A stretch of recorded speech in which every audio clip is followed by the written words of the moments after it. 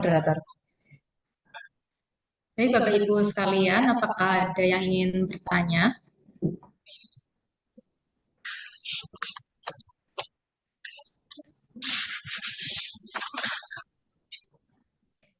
Terima kasih Bu Lita atas penyampaian materinya. Kita lanjutkan untuk materi yang ketiga, akan disampaikan oleh Mbak Apit Nurjana, Eskep Nurse. Kepada Mbak Apit, dipersilakan.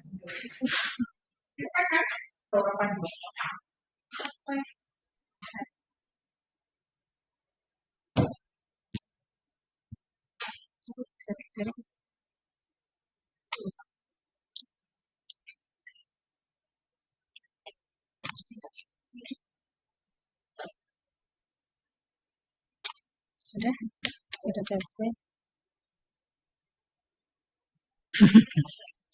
Assalamualaikum warahmatullahi wabarakatuh. Waalaikumsalam. Terima kasih Mbak Nurin yang sudah memberikan waktu pada saya. Mohon izin teman-teman, izin menyampaikan dan membacakan panduan tentang informed consent ya.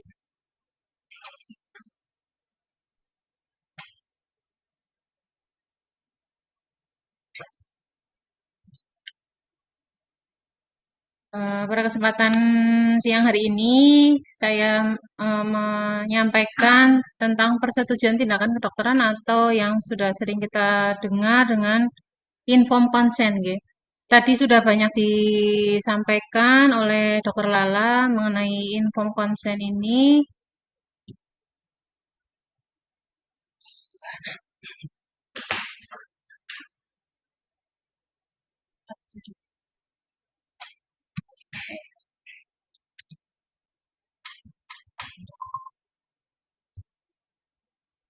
Untuk konsep dan regulasi dasar juga tadi sama Dr. Lala sudah banyak disampaikan.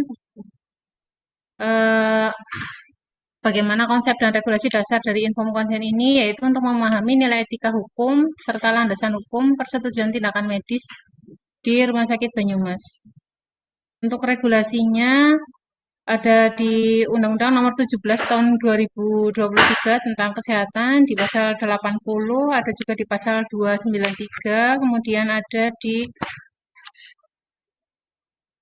standar akreditasi di HPK 4.1, di PP 3.9, dan di PAB di poin 5, kemudian di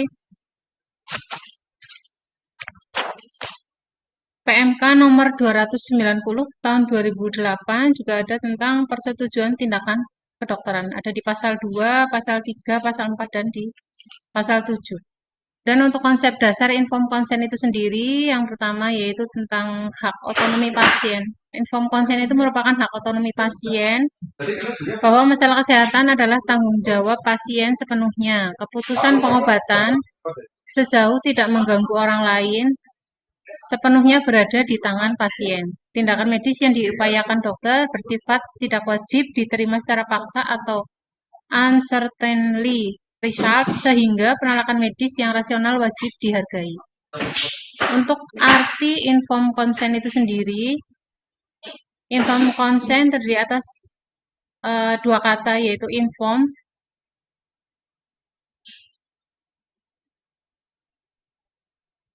atau yang artinya telah mendapat informasi lengkap dan konsen persetujuan atau atas izin tertulis atau secara lisan. Sehingga informed consent itu merupakan pernyataan setuju atau izin yang diberikan oleh pasien secara bebas, rasional, tanpa paksaan atau voluntary demi keselamatan medis pasien. Keabsahan persetujuan medis meliputi 4 kriteria persetujuan yang sah. Yang pertama yaitu spesifik. Spesifik itu maksudnya persetujuan diberikan untuk tindakan tertentu yang dinyatakan secara jelas. Yang kedua, sukarela atau voluntary diberikan tanpa ada unsur pemaksaan dari pihak manapun. Yang ketiga yaitu kompeten secara hukum diberikan oleh seorang pasien yang sehat mental. Kemudian yang keempat yaitu informasi adekuat diberikan setelah mendapat penjelasan lengkap dan adekuat dari dokter atau pihak yang terkait. Ada 8 unsur informasi itu dianggap adekuat. Kita sudah sering melihat sendiri di lembar inform consent. Itu yang pertama yaitu diagnosa dan tata cara. Di situ pasien dijelaskan tentang kondisi klinis pasien saat ini serta prosedur medis yang direncanakan secara detail.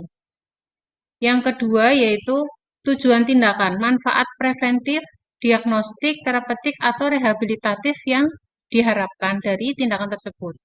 Yang ketiga yaitu alternatif dan risiko.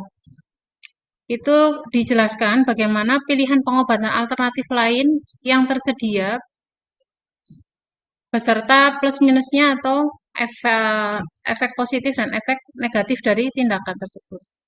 Dan dijelaskan juga tentang resiko dan komplikasi. Pasien sebelum menandatangani konsen itu diberi penjelasan tentang segala potensi bahaya ikutan medis kecuali yang sifatnya sangat umum atau langka. Kemudian dijelaskan tentang prognosis tindakan, perkiraan hasil akhir dari tindakan yang diharapkan, baik ad vitam atau hidup atau mati, atau ad functionam maupun kesembuhan.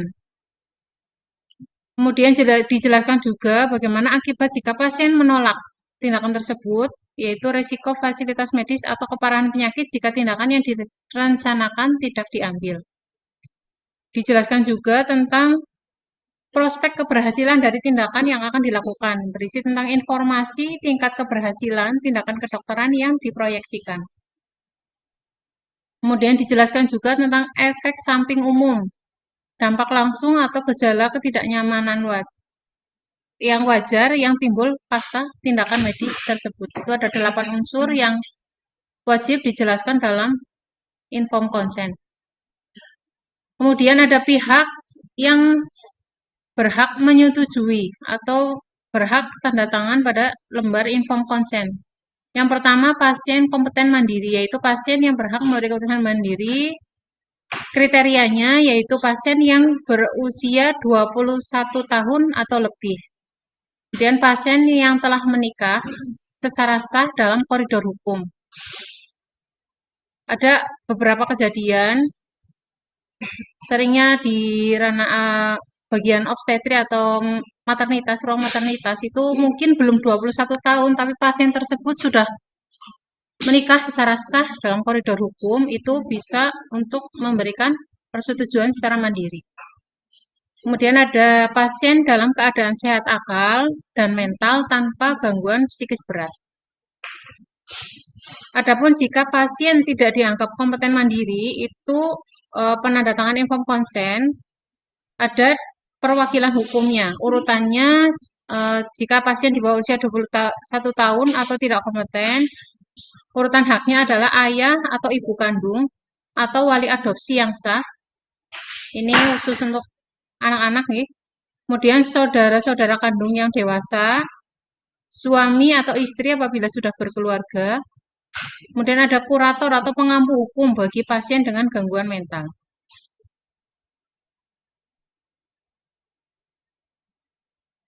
Ketentuan khusus dan perwalian di sini pada pasien gangguan mental, keputusan medis dialihkan kepada wali sah, kurator atau orang tua kandung sesuai urutan hierarki hukum keluarga.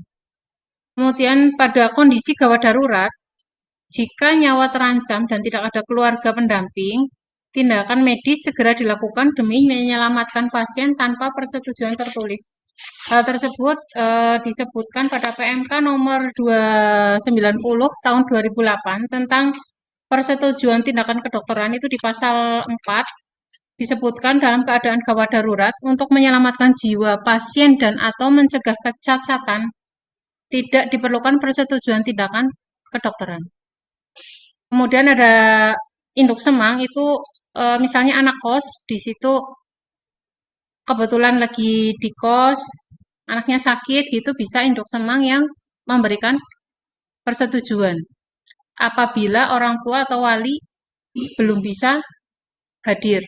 Kemudian ada PGOT, yaitu gelandangan atau orang terlantar yang diurus oleh pelayanan medis dengan koordinasi dinas sosial dan unit kedinasan terkait. Di sini catatan buat kita bersama bahwa pasien berhak menyetujui atau menolak tindakan secara bebas setelah mendapat penjelasan. Penolakan tindakan medis tidak memutuskan hubungan terapeutik dokter dan pasien. Jadi jika ada pasien yang memang menolak tindakan tersebut, tetap kita berikan pelayanan yang selanjutnya. Di sinilah selanjutnya yaitu alur proses inform consent. Yang pertama yaitu pemberian informasi. Dokter penanggung jawab atau DPJP wajib memberikan penjelasan 8 unsur yang tadi sudah disebutkan, 8 unsur informasi yang secara adekuat dan transparan. Kemudian yang kedua, evaluasi pemahaman, bagaimana pemahaman dari pasien dan keluarga setelah diberikan penjelasan oleh DPJP tersebut, didampingi oleh perawat sebagai saksi untuk mencerna. Mungkin kadang-kadang ada kata-kata dokter atau bahasa dokter yang belum dipahami oleh pasien dan keluarganya. Pasien atau keluarga boleh bertanya dan mengevaluasi konsekuensi tindakannya. Kemudian yang ketiga, pernyataan sikap. Pasien mandiri atau keluarga representatif berhak menyatakan setuju atau konsen atau menolak atau refusal tanpa paksaan. Yang terakhir, yang keempat, yaitu dokumentasi autentik, yaitu penandatanganan berkas formal dalam rekam medis. Saksi dilibatkan, ditandatangani maksimal 24 jam sebelum tindakan dimulai.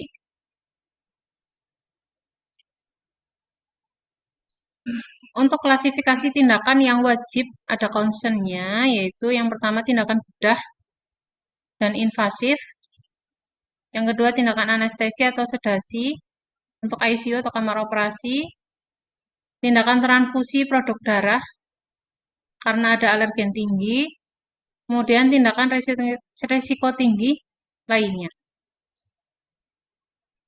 Klasifikasi ini berdasarkan sesuai Undang-Undang Nomor 44 Tahun 2009 tentang rumah sakit, yaitu tentang persetujuan tertulis wajib diimplementasikan pada 4 klaster tindakan di atas. Formulir rekam medis inform consent harus ditandatangani oleh DPJP. Saksinya perawat yang menyaksikan DPJP memberikan penjelasan, kemudian pasien atau keluarga yang berwenang. Ada beberapa pengelompokan daftar tindakan yang resiko tinggi pada pelayanan anak atau pediatri. Itu contohnya intubasi endotracheal, venaseksi, fungsi lumbal, fungsi pleura. Kemudian pada pelayanan kardiologi dan jantung, ada tindakan kateterisasi jantung, pacemaker atau temporer permanen, PTCA atau stanting. Pada pelayanan pulmonologi, ada bronkoskopi, tindakan kemoterapi, dan WSD. Pada pelayanan obsgin, ada SC atau seksi cesarea, tindakan pembedahan TA BSO, kuret abortus, dan histerektomi.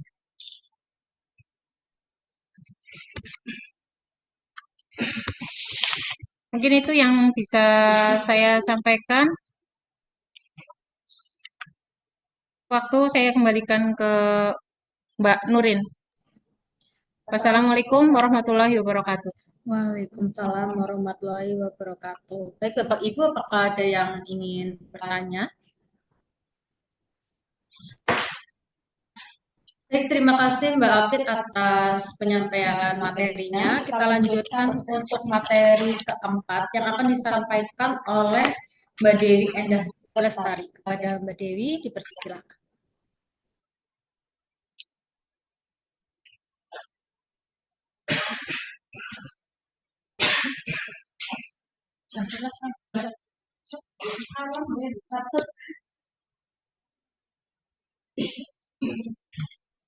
Kedengar.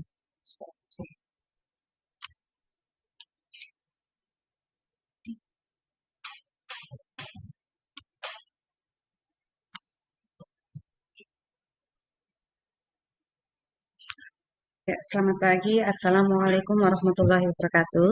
Waalaikumsalam.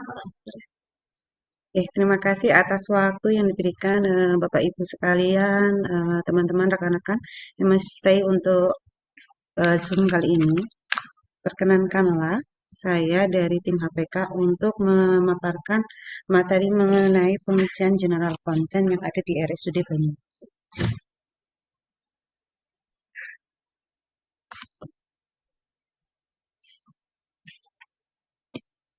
Ya, mungkin agak sedikit tadi inform konten untuk sekarang kok jadi general content itu ada sedikit perbedaan. Kalau misalkan inform konten itu untuk tindakan-tindakan invasif atau yang lebih membutuh apa namanya ada resikonya. Tapi kalau untuk general consent itu tindakan-tindakan atau persetujuan yang masih sangat-sangat umum atau general.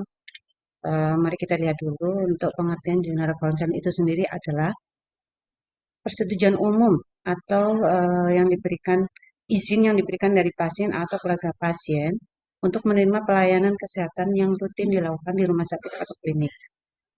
Dalam hal ini, pemeriksaan pelayanan kesehatan seperti apa yang dibutuhkan pasien itu seperti ada pemeriksaan fisik, wawancara medis atau konsultasi medis, tes laboratorium, radiologi, EKG, endoskopi yang masih bersifat umum, pemberian obat oral atau yang lain-lain yang dibutuhkan untuk terapi kesehatan yang akan didapatkan pasien terkait dengan kondisi kesehatan pasien itu tersebut sendiri. Penandatangan form ini merupakan persetujuan awal atau izin awal yang diberikan dari pasien atau keluarga pasien untuk menjalani perawatan secara umum tersebut. Jadi, penandatanganan general consent ini merupakan landasan etika dan hukum dalam pelayanan medis. Dalam artian, rumah sakit itu bisa menjamin bahwa setiap tindakan medis yang akan dilakukan itu bisa menghormati hak-hak atau otonomi dari pasien itu sendiri. Untuk tujuan general consent itu sendiri adalah memberikan kepastian hukum atas tindakan medis rutin yang akan diberikan. Dalam hal ini, rumah sakit memberikan pelayanan minimal itu sudah ada penandatanganan general consent atau izin yang diberikan kepada rumah sakit melakukan tindakan-tindakan yang dibutuhkan untuk terapi atau pelayanan medis yang akan diberikan. Yang kedua itu memastikan pasien itu memahami haknya, kewajiban, serta memahami peraturan-peraturan yang berlaku di rumah sakit itu sendiri. Singkatnya, pengisian general consent adalah melindungi hak-hak pasien dalam menerima pelayanan yang akan diberikan oleh rumah sakit, terutama RSUD kita. Baik, kita lihat di sini beberapa item dalam formulir general consent itu mencakup ada beberapa. Pertama, hak dan kewajiban pasien atau tata tertib pengunjung. Untuk hak dan kewajiban pasien itu berdasarkan Undang-Undang Nomor 17 Tahun 2023 Pasal 276 yang berisi tentang hak pasien berjumlah 7 dan Pasal 277 itu tentang kewajiban pasien. Sepintas tadi sudah disampaikan oleh Dr. Lala, ada informasi mengenai kesehatan, haknya, informasi pelayanan yang akan diberikan, hak untuk menolak atau menerima pelayanan medis, untuk membuka untuk melihat apakah informasinya itu bisa kita terkait dengan pemberian perawatan lanjutannya.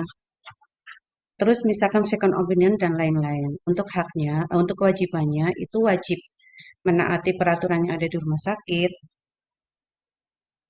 mematuhi nasihat dari tenaga medis, mematuhi ketentuan yang berlaku pada fasilitas kesehatan, dan memberikan imbalan jasa atas pelayanan yang sudah diberikan. Selanjutnya itu persetujuan pelayanan kesehatan. Dalam hal ini, pasien atau keluarga pasien itu menyetujui dari pihak rumah sakit untuk memberikan asuhan keperawatan, pemeriksaan fisik, dan prosedur diagnostik yang hendak dilakukan. Jadi, sebelum tindakan dilakukan harus mendapatkan persetujuan dulu dari pasien atau keluarga pasien terkait dengan tindakan yang perlu dilakukan saat itu. Untuk privasi, bahwa pasien memberikan kuasa kepada rumah sakit kita untuk menjaga privasi dan kerahasiaan penyakit pasien tersebut selama dalam proses perawatan. Pasien pun berhak untuk menginginkan atau tidak menginginkan privasi khusus. Dalam hal ini harus disebutkan privasi khusus apa yang diinginkan dari pasien. Pasien juga bisa membatasi kunjungan-kunjungan saudara-saudaranya dalam hal ini, misalkan kalau tidak menghendaki untuk dikunjungi, itu pun bisa, berarti tidak menginginkan untuk akses bagi keluarga untuk menengok atau melihat informasi kesehatan pasien itu. Selanjutnya yaitu pelayanan kerohanian. Dalam setiap rawat inap, misalkan pasien dalam kondisi shock atau misalkan ada penurunan kesadaran dan lain-lain, biasanya dari pihak keluarga itu membutuhkan pelayanan rohani. Tapi itu pun masih kita kembalikan lagi apakah dari keluarga pasien itu membutuhkan atau tidak. Jadi pada awalnya kita akan menanyakan agama sesuai dengan agama pasien dan kita tanyakan juga apakah kesediaan menolak atau menginginkan adanya pelayanan rohani tersebut. Pelayanan rohani nanti misalkan dibutuhkan dari pihak keluarga akan menyampaikan ke ruangan tempat dirawat dan dilakukan standar prosedur pelaksanaannya sesuai yang ada di ruangan rawat inap. Untuk rahasia kedokteran, dalam hal ini, Rumah Sakit Banyumas wajib menjamin rahasia kedokteran dari kondisi pasien, perawatan, juga dengan pengobatan-pengobatannya. Kecuali itu adalah atas izin dari pasien untuk membuka rahasia sakitnya beliau, sesuai dengan izin beliau sendiri atau memberikan hak kuasa kepada orang lain sebagai penjamin. Membuka rahasia kedokteran pengertiannya di sini adalah misalkan pasien itu menyetujui untuk membuka rahasia kedokteran dalam perawatan lanjutannya itu bisa diinformasikan ke dokter atau tenaga kesehatan lain yang memberikan asuhan kepada pasien tersebut. Atau informasi tersebut disampaikan kepada pihak atau perusahaan atau pihak lain sebagai penjamin biaya. Dalam hal ini asuransi, misalkan asuransi bisa atau MOU pihak-pihak dari perusahaan yang biasanya itu menjamin biaya perawatan yang ada di rumah sakit kita. Selanjutnya adalah rumah sakit pendidikan. Dalam hal ini kami wajib menyampaikan apa yang bahwa dalam proses perawatan itu kita terlibat dengan peserta didik atau pelatihan yang terkait dengan pemberian perawatan kepada pasien tersebut. Jadi dari awal mungkin kita sudah bisa menginformasikan saat perawatan nanti ada adik-adik yang sedang PKL atau pelatihan-pelatihan itu mungkin agak ikut dalam proses perawatan. Jadi karena kesadaran yang ada itu kita menyampaikan kalau rumah sakit kita memang rumah sakit pendidikan, tidak kaget saat ada anak didik atau peserta pelatihan yang ikut menangani atau tindakan-tindakan umum kepada setiap pasien yang sedang dirawat inap atau sedang rawat jalan. Untuk barang pribadi diusahakan membawa sesuai dengan kebutuhan. Dalam hal ini diusahakan tidak membawa barang-barang mewah, nggih. Ini misalkan kayak emas mungkin kadang-kadang banyak. Nah, itu kan mengundang tindakan kriminal atau tindakan-tindakan yang kurang diinginkan. Apabila tetap seperti itu, padahal sudah kita sampaikan, misalkan kok nanti di ke depan ada kejadian pencurian atau yang lain, itu sudah bukan menjadi tanggung jawab dari RSUD kita lagi. Selanjutnya adalah pengajuan keluhan. Pengajuan keluhan di sini terkait dengan ketidakpuasan pelayanan yang disampaikan kepada rumah sakit kita. Dalam hal ini sudah ada prosedurnya sendiri juga di IP3RS. Kita harapkan untuk pasien atau keluarga pasien jika menyampaikan keluhan-keluhan atau saran bisa disampaikan sesuai dengan prosedur yang ada tersebut. Selanjutnya peraturan rawat Yankeswa. Ini adalah peraturan khusus nih untuk pasien-pasien pelayanan kesehatan jiwa terpadu. Dalam hal ini ada pasien yang ditunggu, ada pasien yang ditinggal, terus ada beberapa hak kelas juga berbeda. antara kelas 1, kelas 2, kelas 3. Dalam hal ini, pertama yang kita sampaikan memang ada kesediaan untuk dirawat inap pasien yang datang dari pihak keluarganya. Kedua, untuk pasien yang sedang ditunggu itu wajib dari pihak keluarga menunggu. Kita pun menyampaikan untuk penunggunya itu bisa 2 orang. Kalau misalkan pasien itu kondisinya gelisah, mengamuk dan lain-lain, keluarga pasien harus mau untuk menyetujui bahwa pasien tersebut harus dipindah ke ruang isolasi yang tanpa penunggu. Keluarga pasien juga harus bisa dihubungi saat misalkan pasien itu sudah diperbolehkan pulang untuk menjemput ke rumah sakit. Terakhir itu kewajiban pembayaran. Kewajiban pembayaran adalah kesediaan pasien atau keluarga pasien untuk melakukan pembayaran setelah menerima pelayanan perawatan medis yang ada di rumah sakit kita. Setelah informasi-informasi kita sampaikan, kita mencoba dengan komunikasi yang efektif antara pasien dan keluarga pasien. Dalam hal ini dilanjutkan dengan prosedur pengisian yang ada. Prosedur pengisian general consent itu sudah tersedia di SIM-RS RSUD Banyumas. Jadi kita cuma tinggal memfasilitasi atau menyiapkan pendukung-pendukung seperti kayak KTP-nya itu untuk memverifikasi identitas pasien. Dalam hal ini kita cek dulu untuk nomor rekam medis, identitas pasien, apakah sudah sesuai dengan identitas yang berlaku KK atau KTP, itu terkait dengan namanya, apakah sudah sesuai, tanggal lahirnya, NIK, agama, pekerjaan. Dalam hal ini untuk identitas kenapa kita harus menyesuaikan karena saat pasien itu datang kembali diusahakan data-data tersebut itu memang sudah satu rangkaian dari dulu sampai sekarang. Kalaupun misalkan ada, kita mencoba untuk menggabungkan data-data tersebut. Yang kedua adalah pemberian edukasi. Kami wajib memberikan edukasi dengan komunikasi yang efektif atau mudah dipahami, mudah dimengerti. Dari komunikasi itu bisa apa namanya diinterpretasikan sendiri oleh pasien atau keluarga pasien, di mana hal-hal poin-poin yang tadi saya terangkan dalam general consent itu mereka memahami. Untuk waktu pengisiannya dilakukan pada saat awal pendaftaran, yaitu pada saat rawat jalan pertama di poli atau setiap kali pasien melakukan rawat inap.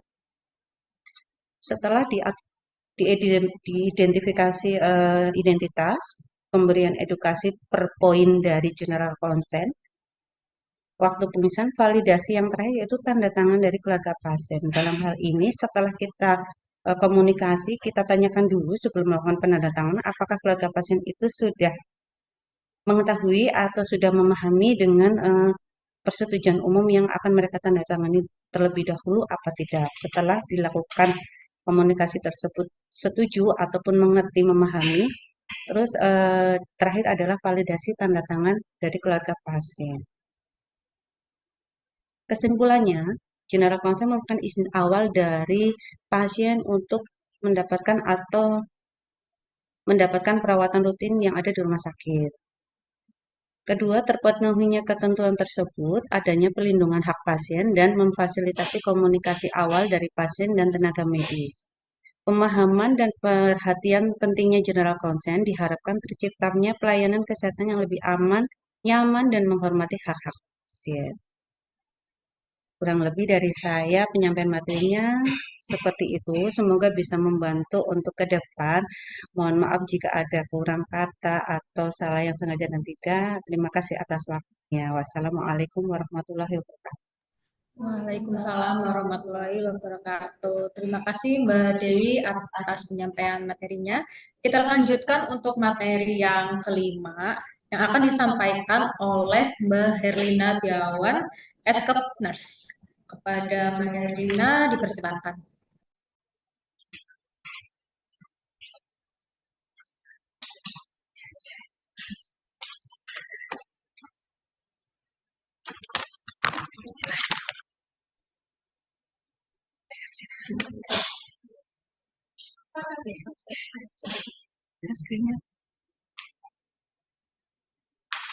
Bismillahirrahmanirrahim. Assalamualaikum warahmatullahi wabarakatuh. Waalaikumsalam warahmatullahi wabarakatuh. Terima kasih kepada Mbak Nurin untuk waktunya. Selamat pagi menjelang siang, Bapak Ibu dan saudara teman-teman semuanya. Eh, yang saya hormati Bapak Ibu dan teman-teman semuanya dalam pelatihan Zoom ini, ya. Saya di sini dari HPK akan menyampaikan materi yaitu pelayanan pasien tahap terminal dan manajemen nyeri. Ya.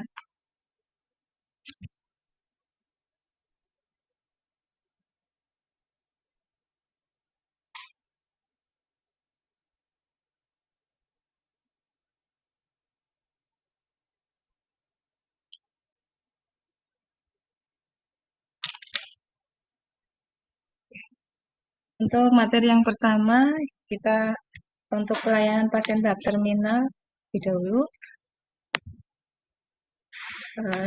Yang pertama adalah definisi di mana kondisi terminal adalah suatu kondisi yang disebabkan oleh cedera atau penyakit di mana terjadi kerusakan organ vital yang dengan pengetahuan dan teknologi kesehatan terkini tidak mungkin lagi dapat dilakukan perbaikan, sehingga akan menyebabkan kematian dalam rentang waktu singkat. Untuk mengaplikasikan terapi untuk memperpanjang atau mempertahankan hidup hanya akan berefek memperlama proses penderitaan pasien.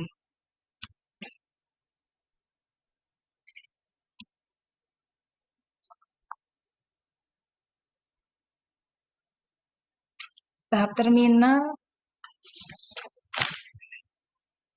itu di mana kondisi pasien itu sudah memburuk dan tidak bisa dilakukan pengobatan lagi.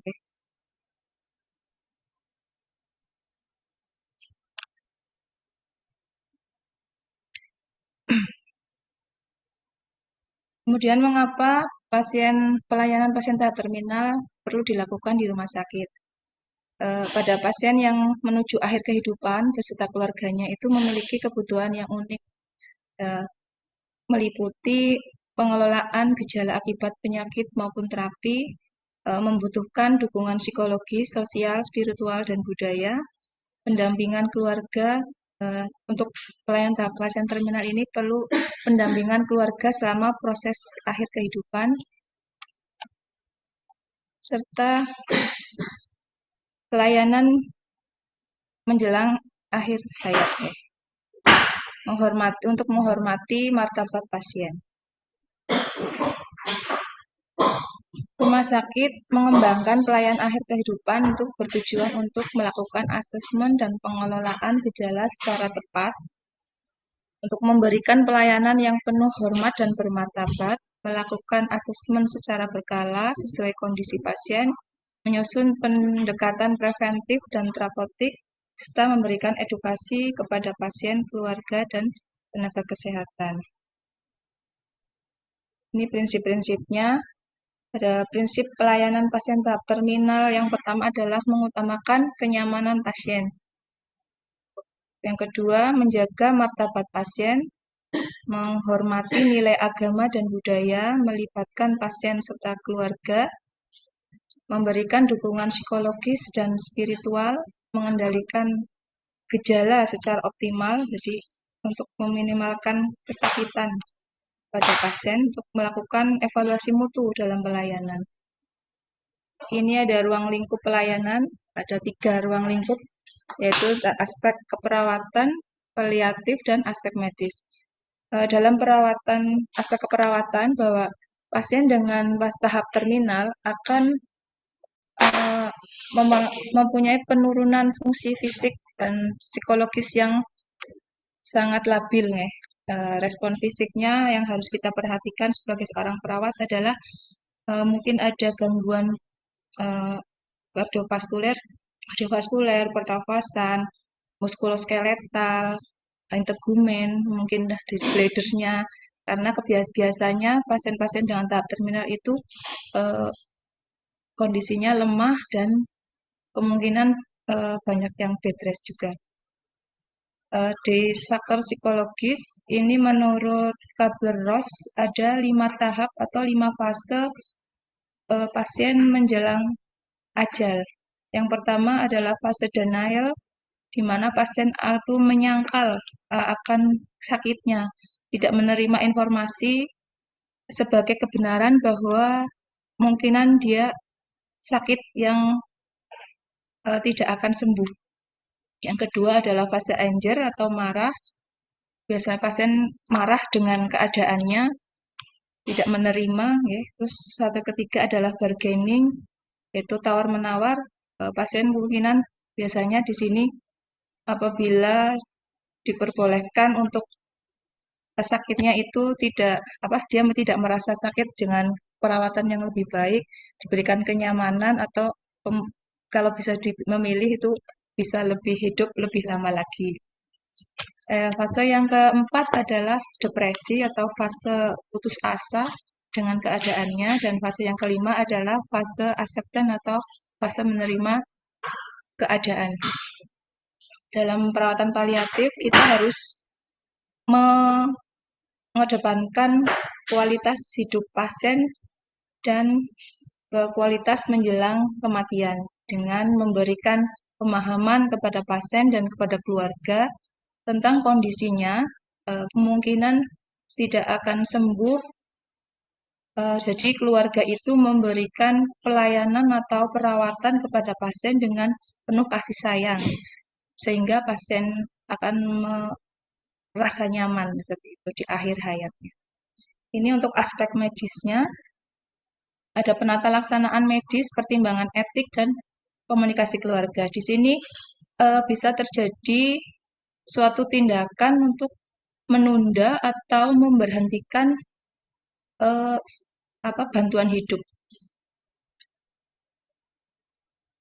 Fokus utama pelayanannya adalah meningkatkan kualitas hidup pasien sampai akhir kehidupan.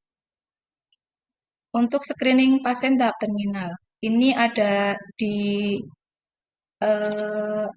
rekam medis di CM asesmen rawat inap lain, yaitu di screening tahap terminal, di mana di situ ada kategori pasien yang termasuk kategori terminal, antara lainnya kanker stadium 4, PEA, AIDS dengan multiple comorbid, Alzheimer stadium 7, stroke luas dengan GCS 3, encephalitis GCS 3, meningoencephalitis GCS 3, sirosis hepatis, mati batang otak, dan geriatri dengan multiple comorbid.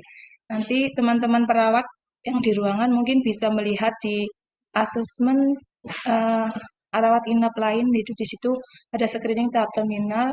Nah, itu di situ ditulis, diklik salah satunya. Mungkin kalau biasanya dari DPJP sudah menuliskan di CPPT-nya bahwa pasien tersebut adalah termasuk golongan pasien tahap terminal.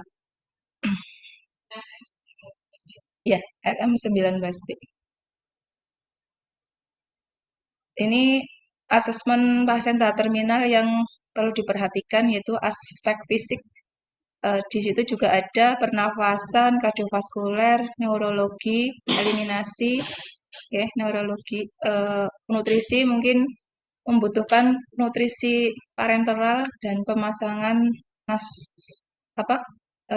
NGT, muskuloskeletal. Kita perhatikan kemungkinan adanya imobilisasi yang terlalu lama, jadi terjadi kontraktur atau penekanan atau terjadi dekubitus karena bed rest terlalu lama. Terjadi nyeri. Untuk non fisiknya, kita harus memberikan pemahaman kepada pasien dan keluarga terkait keadaan pasien tersebut, sehingga keluarga bisa menerima kondisinya baik secara psikososial, spiritual, dan budaya. Ini untuk interaksi pelayanan. Kita sebagai seorang perawat, untuk mengetahui pasien terminal itu pasti dalam kondisi lemah. Jadi kita harus memperhatikan hal-hal seperti ini ya, menjaga kebersihan, seperti menjaga kebersihan badan pasien, memberikan posisi nyaman, terus oral hygiene untuk pencegahan dekubitus yang kemungkinan karena bed rest lama dari ada penekanan-penekanan di bagian-bagian tubuh pasien ya yang menonjol seperti mungkin di area bawah punggung gitu ya. Itu harus kita perhatikan, terus manajemen nyeri, memberikan pendampingan pada keluarga, memberikan edukasi, dan pelayanan rohani. Untuk aspek medisnya, ini tindak pelayanan intervensi medisnya itu bisa dengan ini RJPO, resusitasi jantung paru otak, dengan memberikan ventilator sesuai dengan kebutuhan, nutrisi, dialisis, dilakukan dan antibiotik karena pasien-pasien dengan tahap terminal itu hari rawat inap biasanya itu lama dan memerlukan antibiotik untuk mencegah terjadinya infeksi. Ini yang seperti saya jelaskan di aspek medis itu bisa terjadi withholding dan withdrawing life support, yaitu penundaan atau penghentian pemberian bantuan hidup. Ini bisa terjadi apabila dari DPJP atau medis sudah menginformasikan bahwa ini adalah pasien terminal dan sudah memberikan inform consent kepada keluarga, memberikan edukasi kepada keluarga, keluarga menerima hal ini bisa saja terjadi.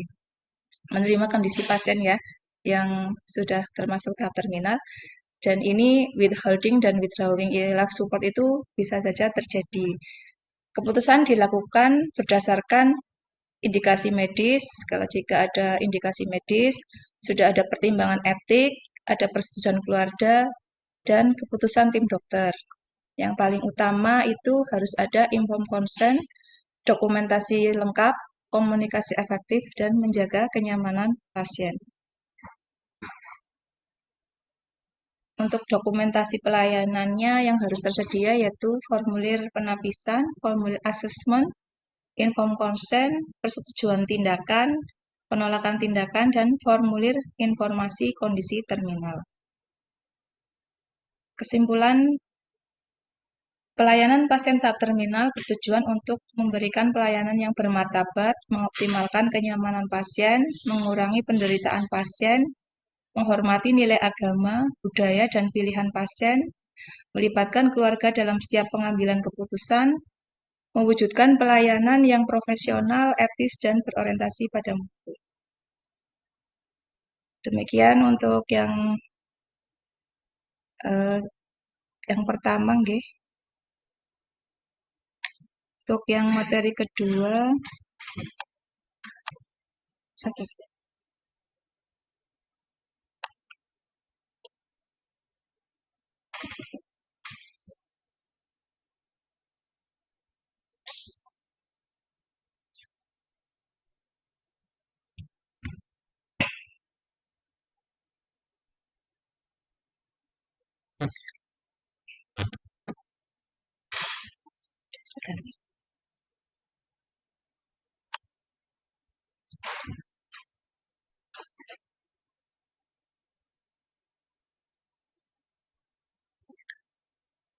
Oke, untuk materi yang kedua adalah manajemen nyeri.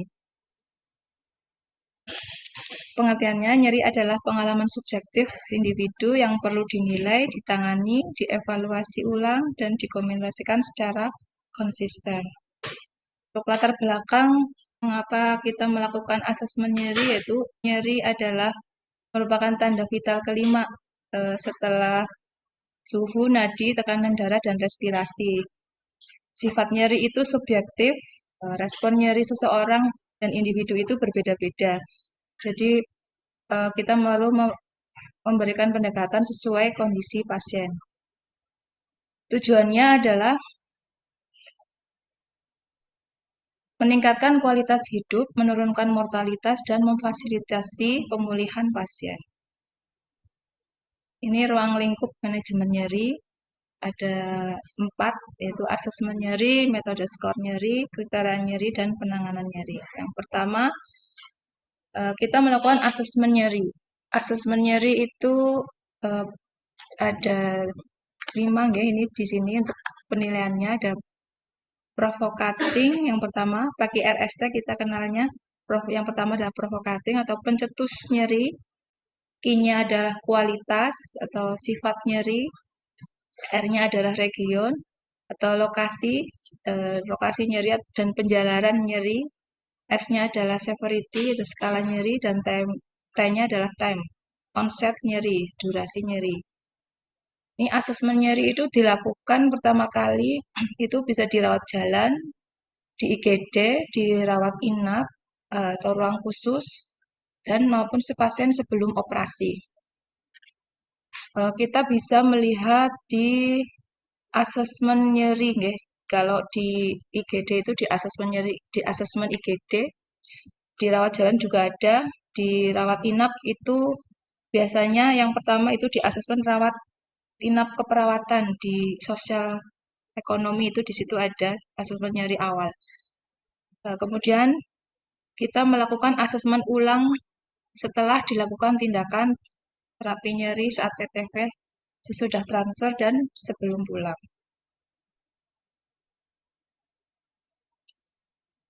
Metode penilaian nyeri. Yang pertama adalah NPRS atau Numeric Rating Scale. Ini dilakukan pada pasien dewasa dan anak usia 7 tahun dengan angka 0 sampai 10. Ini dengan Wong-Baker Fast Pain Scale ya, untuk dewasa juga dan anak usia 3 tahun yang sulit memakai angka, kita bisa memakai Wong-Baker Fast Pain Scale. Dan fast atau visual analog scale dan verbal rating scale. Ini dilakukan untuk pasien menggambarkan intensitas nyeri dengan visual atau verbal. Ini FLAC untuk anak usia 3 tahun atau pasien yang belum dapat berkomunikasi. Ini bisa dinilai dengan face, leg activity, cry, dan consolability. Cepot ini untuk pasien-pasien di ICU yang terpasang ventilator atau dalam keadaan sedasi. Sedangkan NIPS itu untuk pasien bayi usia 0 sampai 1 tahun. Ini ada kriteria nyeri dan reassessment. Nyeri dibagi menjadi 3, yaitu nyeri ringan, sedang, dan berat. Nyeri ringan itu skala 1 sampai 3. Ini biasanya pasien masih dalam kondisi bisa berkomunikasi dengan baik. Ini dievaluasi setiap 24 jam. Jadi setiap 24 jam pasien itu perlu dievaluasi lagi dengan kalau nyeri ringan, atau 30 menit setelah kita memberikan analgetik. Setelah kita mengasesmen pasien, ternyata skalanya 1 sampai 3 masuk ringan, berarti kita memberikan analgetik 30 menit kita melakukan evaluasi lagi. Nyeri sedang itu skala 4 sampai 6. Pasien biasanya menyeringai dapat menunjukkan lokasi nyeri. Ini evaluasi minimalnya itu setiap shift atau 15 menit setelah pemberian analgetik. Sedangkan nyeri berat itu skala 7 sampai 10. Ini pasien sulit mengikuti perintah, nyeri tidak teratasi dengan alih posisi. Ini evaluasi minimal 1 jam atau 15 menit setelah pemberian analgetik. Ini penanganan nyeri berdasarkan derajatnya. Ini nyeri ringan bisa dengan tindakan non-farmakologis, terus lapor DPJP bila perlu, tambah obat level 1. Nyeri sedang itu bisa dengan kombinasi non-farmakologis plus farmakologis level 2, plus lapor DPJP. Nyeri berat itu farmakologis utama, obat level 3, konsultasi, saraf atau anestesi bila perlu. Untuk pasien tidak nyeri, itu kita lakukan penilaian itu setiap 3 hari sekali. Atau bila sewaktu-waktu jika kondisi berubah. Ini untuk intervensi non-farmakologis. Intervensi non-farmakologis bisa dengan menstimulasi kulit seperti massage, kompres panas, kompres dingin, imobilisasi atau menyangga area nyeri, positioning untuk mengurangi tekanan, aromaterapi sesuai kebijakan dan kondisi pasien. Stimulasi kontralateral pada area berlawanan, distraksi visual atau auditori, relaksasi dan nafas dalam. Untuk intervensi farmakologis ini level 1, untuk nyeri ringan sampai sedang ini dengan analgetik non-opioid, paracetamol atau obat antiinflamasi non-steroid. Level 2, nyeri sedang dengan opioid minor atau OANS plus adjuvan bila perlu. Untuk level 3 itu untuk nyeri berat, opioid paten dan titrasi sesuai advis dokter. Ini adalah algoritma dan dokumentasi. Jika kita mendapatkan pasien mengeluh nyeri, maka kita melakukan asesmen nyeri. Itu dengan tadi ya, ada NRS, ada Wong-Baker, itu kita kaji pasiennya, tentukan derajatnya. Derajat nyerinya sedang, ringan, sedang, atau berat. Terus kita lakukan intervensi sesuai skalanya. Nah, setelah kita melakukan intervensi, sesuaikan dengan derajat nyerinya, kita asesmen ulang nyeri atau 30 menit setelah analgetik atau 15 menit setelah analgetik. Dokumentasi dilakukan pada pengkajian medis, asesmen keperawatan, dan catatan perkembangan pasien terintegrasi. Demikian dua materi yang saya sampaikan. Semoga bermanfaat dan bisa merefresh kembali yang sebenarnya sudah sering kita lakukan sehari-hari. Mohon maaf bila banyak kekurangan. Terima kasih. Billahi taufiq wal hidayah. Wassalamualaikum warahmatullahi wabarakatuh. Waalaikumsalam warahmatullahi wabarakatuh. Terima kasih Mbak Herlina atas penyampaian materinya. Kita lanjutkan untuk materi yang akan disampaikan oleh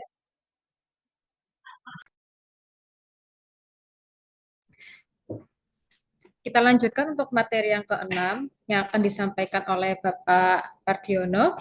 Kepada Bapak Pardi dipersilakan.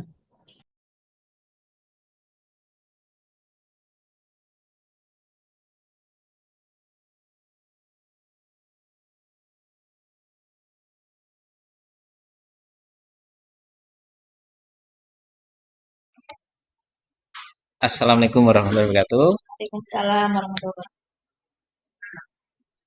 Alhamdulillah pada kesempatan hari ini kita bisa berkumpul melalui daring ya, dalam acara pelatihan 6 dasar ya.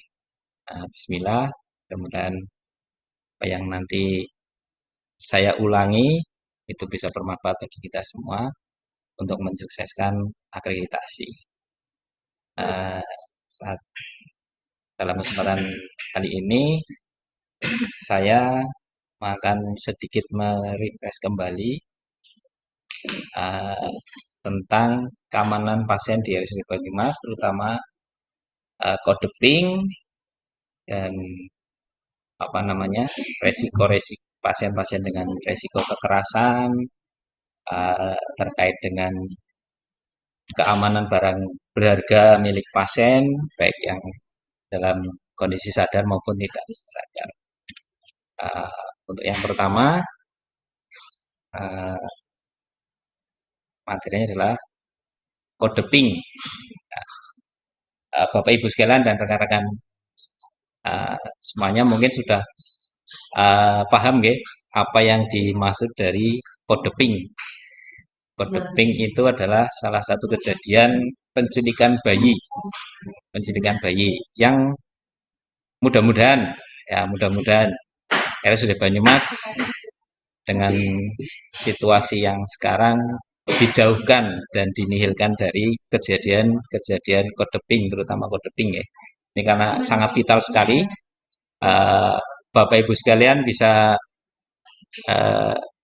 pirsa sendiri lah ya, ruangan dari bayi atau ruangan dari dari ruang VK, Perina itu sekarang berada tepat di sisi jalan raya yang Secara garis besar pagarnya adalah pagar yang tidak begitu tinggi dan terlihat sekali dari jalan raya.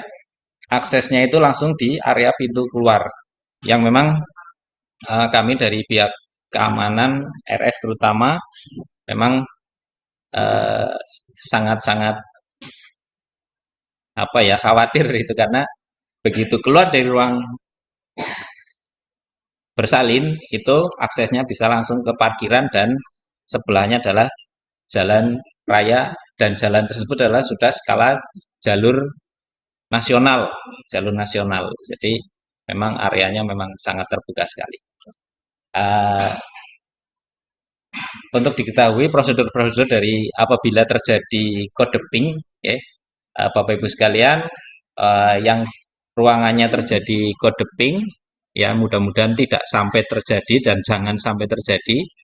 Itu misal terjadi kode ping di suatu ruangan di suatu rumah sakit, ya, suatu ruangan di suatu rumah sakit. Kalau di rumah sakit kita itu ada nomor telepon yang harus dihubungi. Nah, yaitu nomor telepon 234 dengan extension 234 dan mungkin Bapak Ibu sekalian kalau 234 itu ada yang mungkin masih beranggapan 234 itu untuk kode blue. Padahal kode darurat 234 itu ke semua kode, baik kode blue, kode brown, kode red, kode kuning itu, kode yellow itu semua ke 234. Nah, tinggal nanti dari extension 234 tersebut yang akan meneruskan ke bagian-bagian yang berhubungan dengan kode tersebut. Jadi kalau sudah ada mengaktifkan kode ping menghubungi 234, bagian informasi kalau pagi sampai jam 2 itu bagian informasi akan melakukan dingdong telah terjadi kode ping di suatu area di RS. Nanti dari informasi setelah mengaktifkan kode ping ini yang sudah berjalan untuk kode blue. Biasanya teman-teman di informasi ini sudah saya lihat dari berapa kali saya melihat itu satu dingdong, teman yang lain sudah langsung menghubungi petugas atau yang mendapat jatah area terjadinya kode blue di mana itu langsung kode blue di mana misal Mbak Sepsi dingdong, nanti Mbak Nur yang akan menghubungi ruangan areanya. Nah ini bisa juga dilakukan pada saat terjadi kode ping. Jadi misal Mbak Nur yang dingdong kode ping, Mbak Sepsi yang menghubungi ke security. Kalau terjadi kode ping, itu diupayakan harus menghubungi ke pos induk, yaitu 185, ya, 185. Karena security ada dua nomor pos, yaitu 137 dan 185. Kalau 137 adalah untuk area WIKU, ya, untuk area WIKU. Nah, kalau kode ping, kode red, kode kode green, kode hijau itu usahakan hubunginya adalah ke 185. Tapi kalau terkait dengan kode brown atau kode coklat, itu terjadi orang yang mencurigakan, areanya yang terdekat kok. Misal di area jiwa ya bisa menghubungi ke 137 karena 137 adalah area terdekat dengan jiwa. Jadi kalau kode red, kode pink itu diusahakan menghubungi ke pusat komandonya security yaitu di 185. Setelah informasi mengumumkan kode ping lewat dingdong, informasi menelepon security kejadian kode ping di area terjadinya kode ping. Nah, tugas dari teman-teman yang berada di ruangan selain dari area yang terjadi kode ping itu, tugasnya adalah menutup akses pintu keluar masuk di ruangan panjenengan semuanya. Misal mendengar ada kode ping. Nah, panjenengan yang berada di ruangan dan paling dekat dengan pintu masuk ruangan panjenengan, misal ruangan Dahlia, panjenengan yang berada di depan ruang Dahlia itu langsung menutup akses. Nah, semua karyawan wajib wajib mengikuti aturan ini karena begitu terjadi kode ping, semua ruangan dikunci, baik karyawan maupun pengunjung itu sudah tidak boleh keluar masuk di area tersebut. Jadi begitu terjadi kode ping, walaupun terjadinya kode ping di tempat lain, tapi panjenengan mendengar dingdongan, jenengan wajib mengunci pintu ruangan panjenengan. Misal di ruang edelweiss itu ya langsung kunci ruangan. Tidak boleh ada baik karyawan maupun pengunjung keluar maupun masuk. Nah, untuk apa? Di situ untuk memudahkan nanti kami atau petugas keamanan melakukan sweeping. Ya, karena setelah semua ruangan petugas ruangan menutup ruangan masing-masing, apa namanya, mengkondisikan ruangan adakah hal-hal yang mencurigakan atau tidak. Oke, jadi security juga akan segera melakukan tindakan penutupan akses rumah sakit. Akses rumah sakit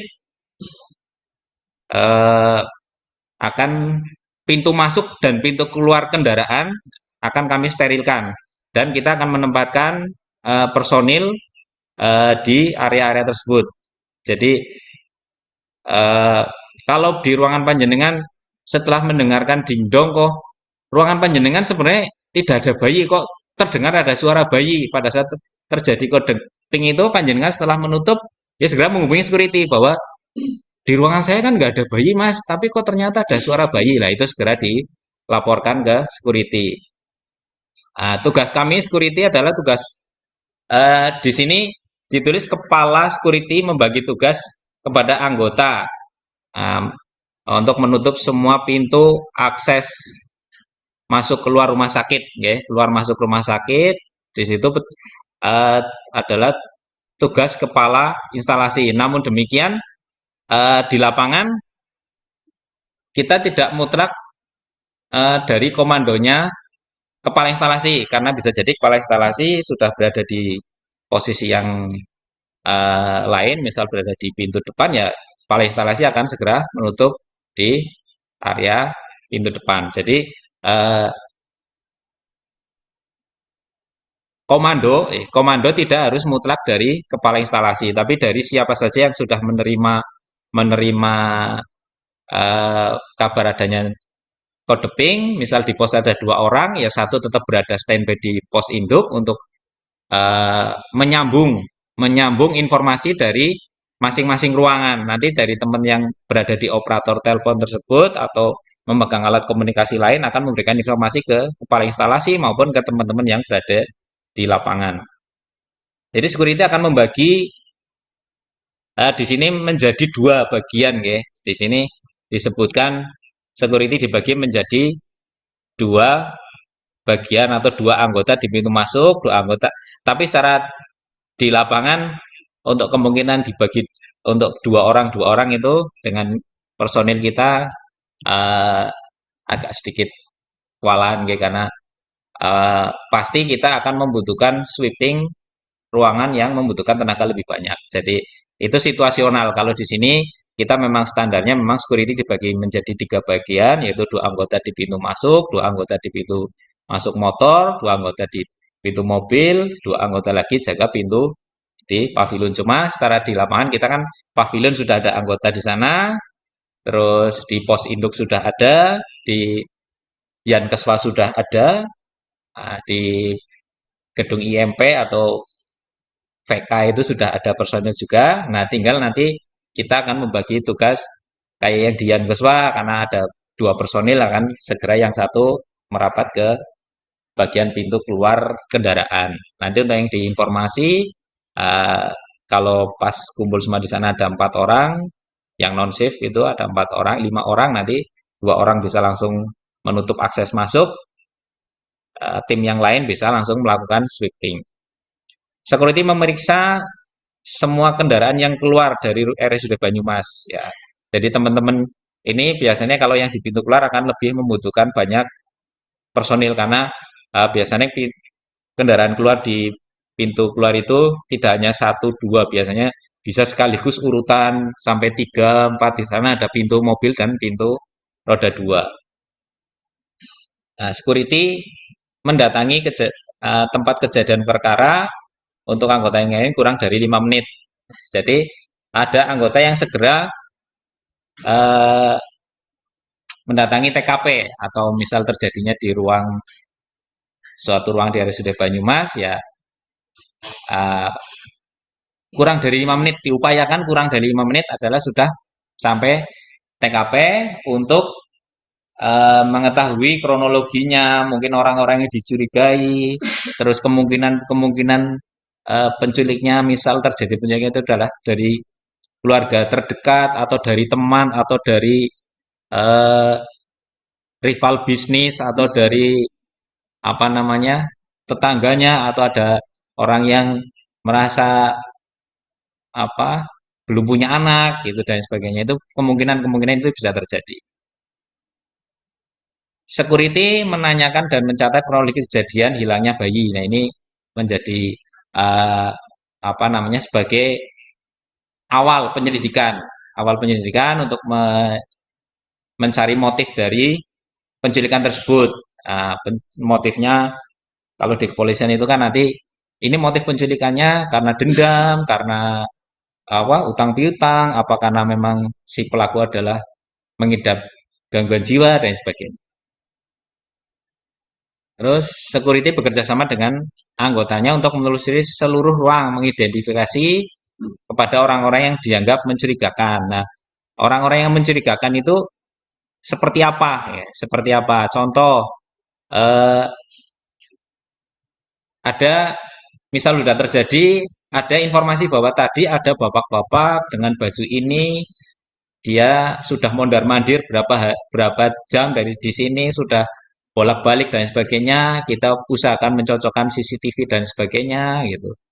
Eh, ada yang kenal apa tidak, keluarga dari pasien mana, itu eh, adalah tugas tugas security untuk menanyakan eh, orang-orang yang dianggap mencurigakan.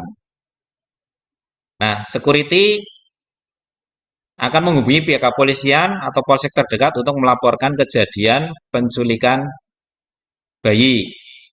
Nah, kapan kapan kita dari pihak security atau rumah sakit melaporkan kejadian adanya penculikan bayi di rumah sakit? Nah, yaitu pada saat seluruh ruangan dari rumah sakit dan seluruh apa tempat-tempat yang dicurigai, orang-orang yang dicurigai di rumah sakit sudah diperiksa dan hasilnya nihil. Hasilnya nihil. Kita akan segera melaporkan ke pihak berwajib. Nah, mungkin ada beberapa yang bertanya, itu waktunya berapa menit? Nah, apa berapa jam atau itu situasional, situasional. Jadi kalau apa namanya lebih cepat lebih baik. Nah, kalau dari security adalah melaporkan itu misalnya ada kejadian seperti lebih cepat lebih baik walaupun nantinya apa si bayi ditemukan intinya kita sudah melaporkan ke pihak berwajib.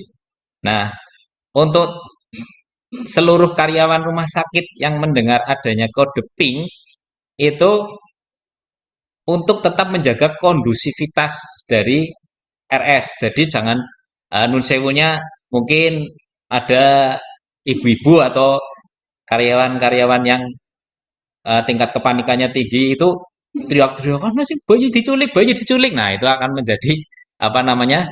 Menimbulkan kegaduhan di rumah sakit. Efeknya sangat luar biasa. Jadi untuk teman-teman apabila karena kode pink itu insya Allah yang memahami adalah sivitas dari dunia kesehatan.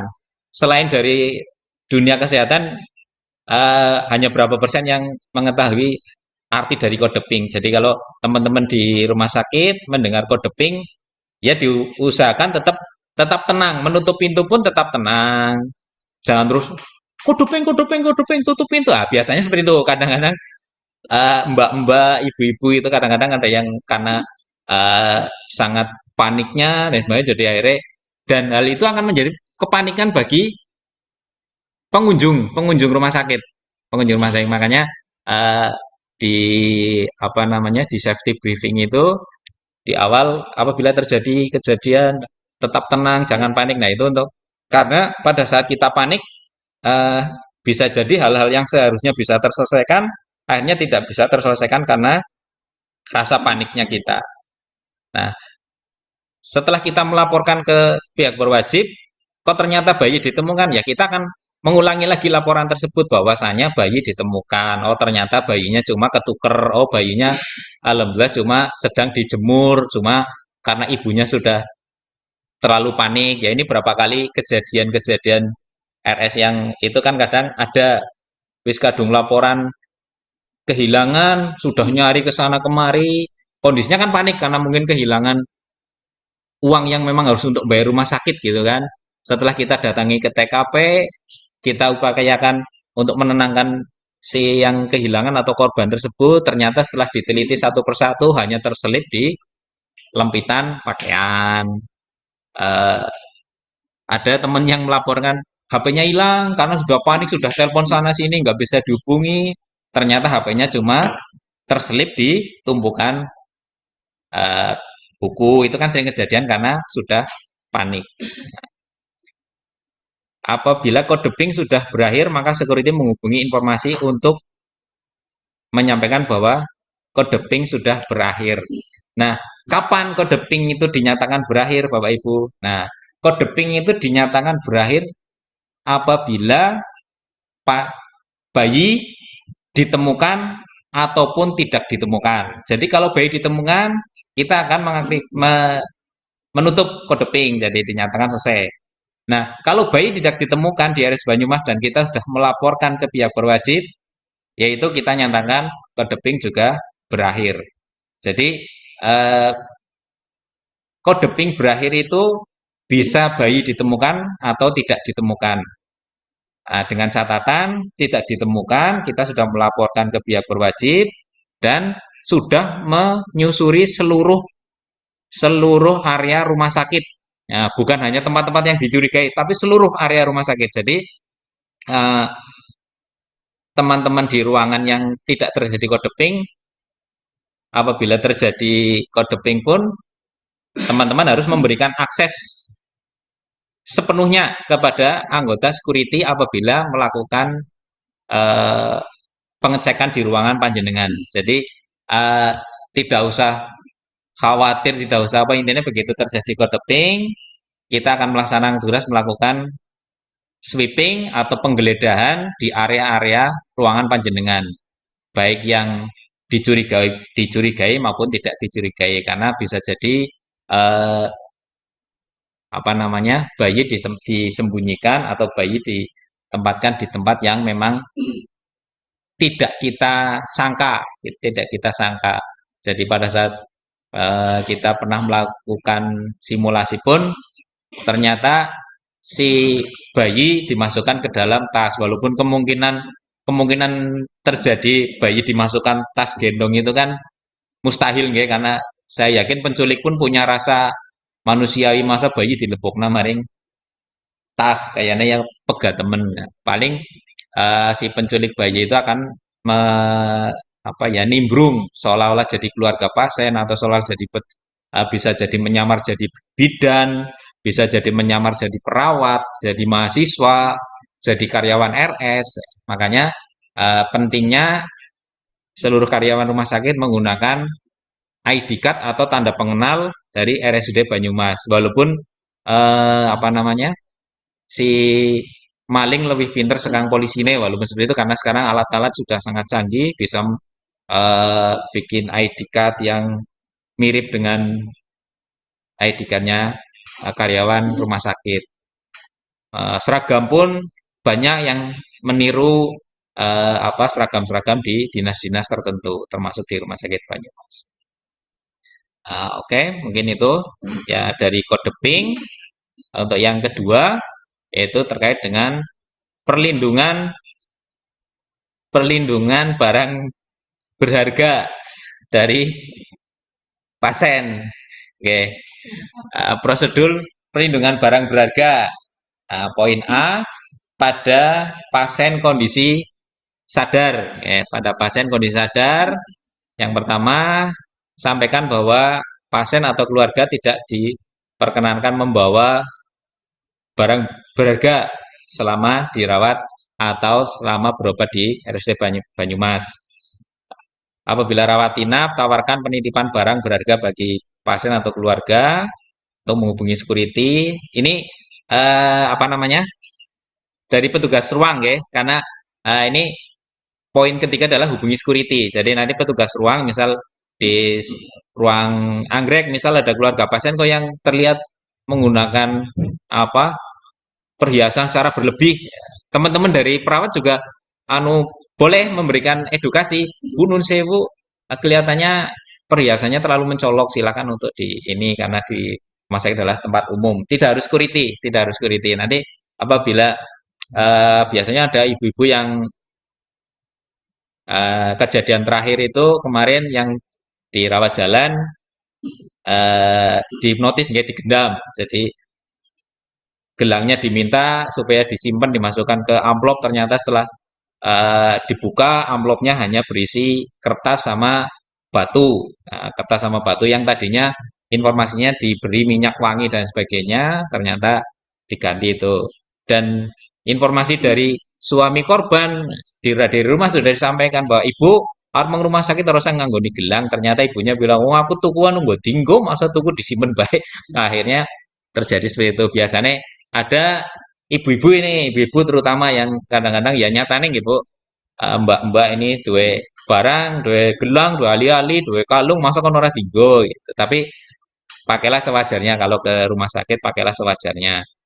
Jadi perawat juga boleh, kalau ternyata misal perawat atau admisi ruangan, kalau ternyata ibunya terlalu bling-bling sekali, itu paling sampai bunyi kluning-kluning-kluning gitu. Bisa disampaikan, Bu, nun sewu, perhiasannya untuk disimpan saja karena ini tempat umum yang kiranya yang bisa disimpan aja gitu. Kalau ibunya masih wah malah uh, seolah-olah malah kayak emosi, ya kita tinggal hubungi kita, nanti kita yang akan memberikan edukasi. uh, Kita arahannya tidak akan meminta untuk disimpan di RS, kita edukasinya untuk disimpan sendiri dulu atau tinggal di rumah. Apabila ternyata si keluarga pasien atau pasien berkenan untuk menitipkan barang ke rumah sakit, kita ada formulir penitipan barang. Nah, formulir penitipan barang nanti ada di eh, saat itu ada di security, ada di IGD ada. Kenapa di IGD? Karena sering terjadi korban laka lantas yang tanpa keluarga, bukan tanpa identitas, tanpa keluarga tapi ada barang berharga. Dia mungkin bawa HP, dompet, laptop gitu. Kalau kondisi pasiennya sadar, no problem atau tidak masalah dipegang pasien. Tapi kalau dengan kondisi pasien tidak sadarkan diri atau lukanya cukup parah yang tidak memungkinkan dia mengamankan barang-barang. Jadi teman-teman teman security di EGD akan segera melakukan tindakan pengamanan dengan catatan tetap menjalankan prosedur, yaitu tetap dicatat, disaksikan oleh petugas ruang tersebut, baik dari misal di IGD, baik dokternya atau perawatnya atau administrasi IGD. Itu catat barang, ada berapa lembar. Kalau kok di situ tidak ada keluarganya ya, misal dua lembar, yang satu diserahkan ke petugas jaga IGD yang standby di sana, yang satu ditempelkan di barang milik pasien tersebut.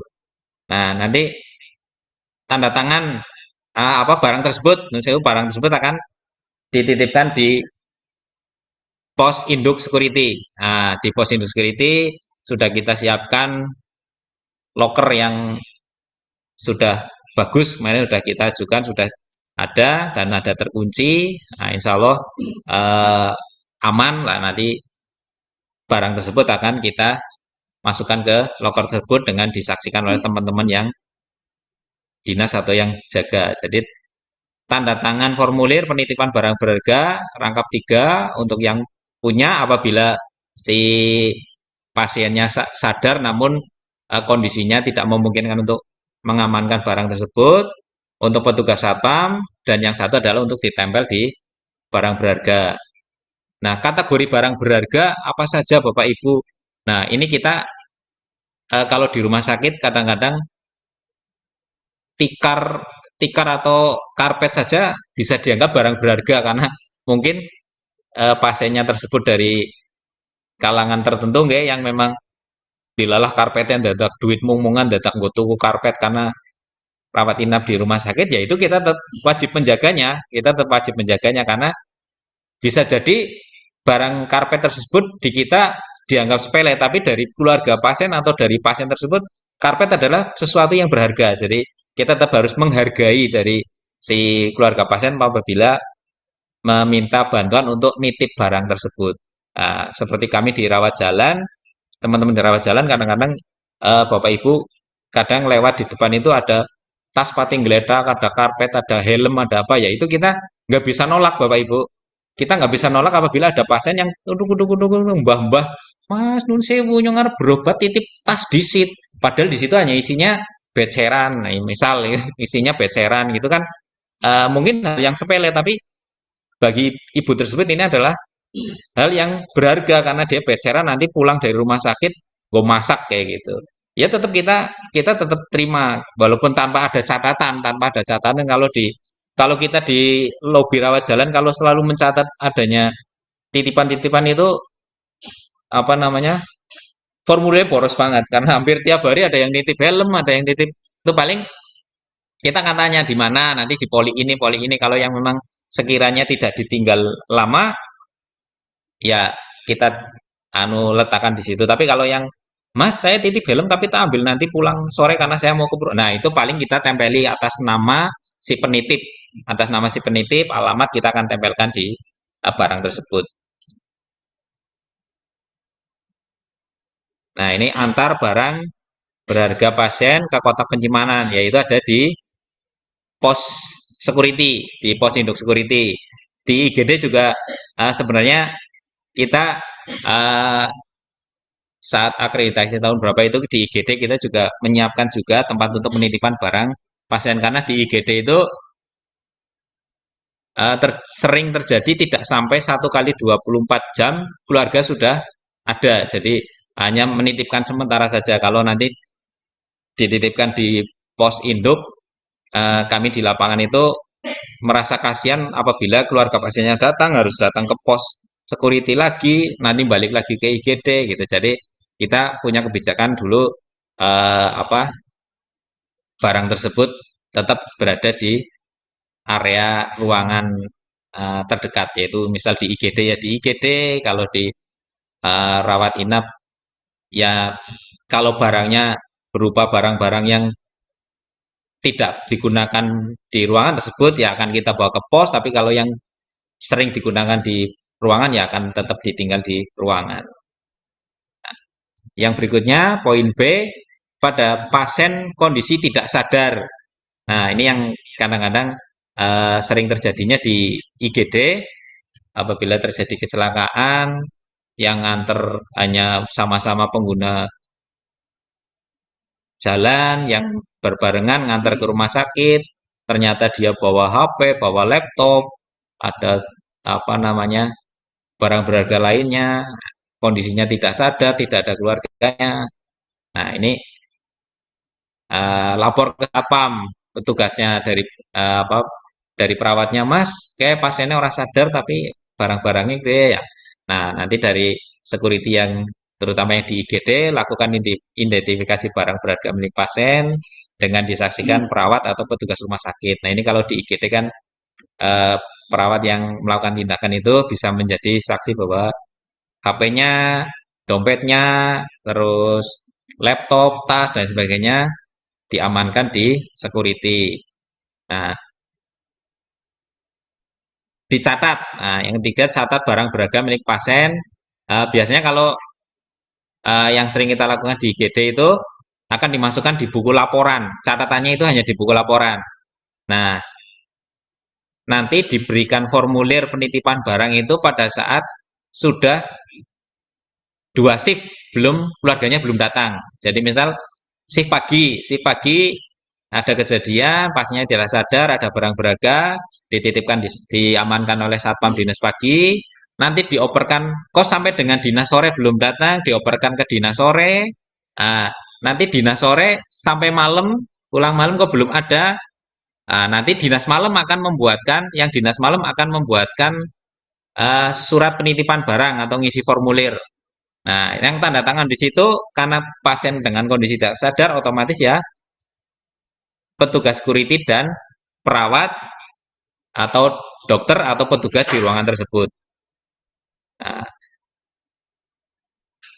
antar dan simpan barang berharga pasien di kotak penyimpannya.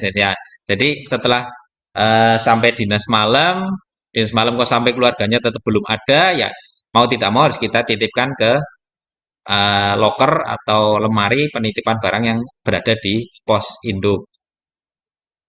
Nah, ya bisa di nomor antar dan simpan barang berharga pasien di kotak penyimpanan, antar dan ini double nomor 4 dan nomor 5. Nah, jadi nanti pada saat keluarga pasien datang sebelum dititipkan atau sebelum masuk ke tempat penyimpanan yang di pos satpam ya tinggal bilang saja ke petugas security yang di situ bahwa ini barang-barangnya atau petugas security atau petugas karyawan atau perawat yang menyampaikan bahwa ibu keluarganya nggih bahwa ini barang berharganya dititipkan di security, silakan menghubungi security. Nanti security akan mencocokkan atau mengcross check dengan memintai identitas, game apa? Mungkin security akan mendokumentasi atau mencatat identitas dari pengambil atau pemilik atau pengambil dari barang berharga tersebut. Kan pasiennya rawat inap, berarti yang bisa mengambil adalah keluarganya. Nanti kita akan cross check-kan bahwa ini betul adalah keluarganya apa bukan. Kita tetap harus punya jaminan bahwa ini betul-betul adalah keluarganya. Jadi kita tidak boleh gegabah hanya mengaku keluarganya, kita berikan ternyata bukan keluarganya, bukan siapa-siapanya gitu kan. Nanti kita yang menjadi mendapatkan masalah, bisa dituntut keteledoran dan sebagainya. Saat itu juga pernah kejadian di IGD karena pasien itu datang dikirim oleh dinas sosial. Nah, dinas sosial datang ke sini mengirim pasien dengan kondisi sakit dan bawa uang. Nah, dinas sosial itu nganter ke sini. Di sini si pasien membutuhkan air minum, butuh makan dan sebagainya. Nah, petugas dari dinas sosial itu inisiatif untuk ngambil uangnya gitu walaupun sepengetahuan dari kita ini ngambil untuk kebutuhan pasien padahal tapi pada saat itu ada keluarga pasien yang mencari bahwa ini harusnya uangnya sekian kok ternyata uangnya tinggal sekian gitu tapi alhamdulillah waktu itu terjadi bisa selesai dengan baik karena ada komunikasi dan ada catatan di situ alhamdulillah security mencatat bahwa dari uang 100 misal diambil 30.000 untuk membeli air minum dan makan untuk si pasien selama pasien belum mendapatkan jatah makan dari rumah sakit. Nah, untuk yang selanjutnya, yang ketiga, pelindungan terhadap kekerasan fisik. Nah, pelindungan dari kekerasan fisik.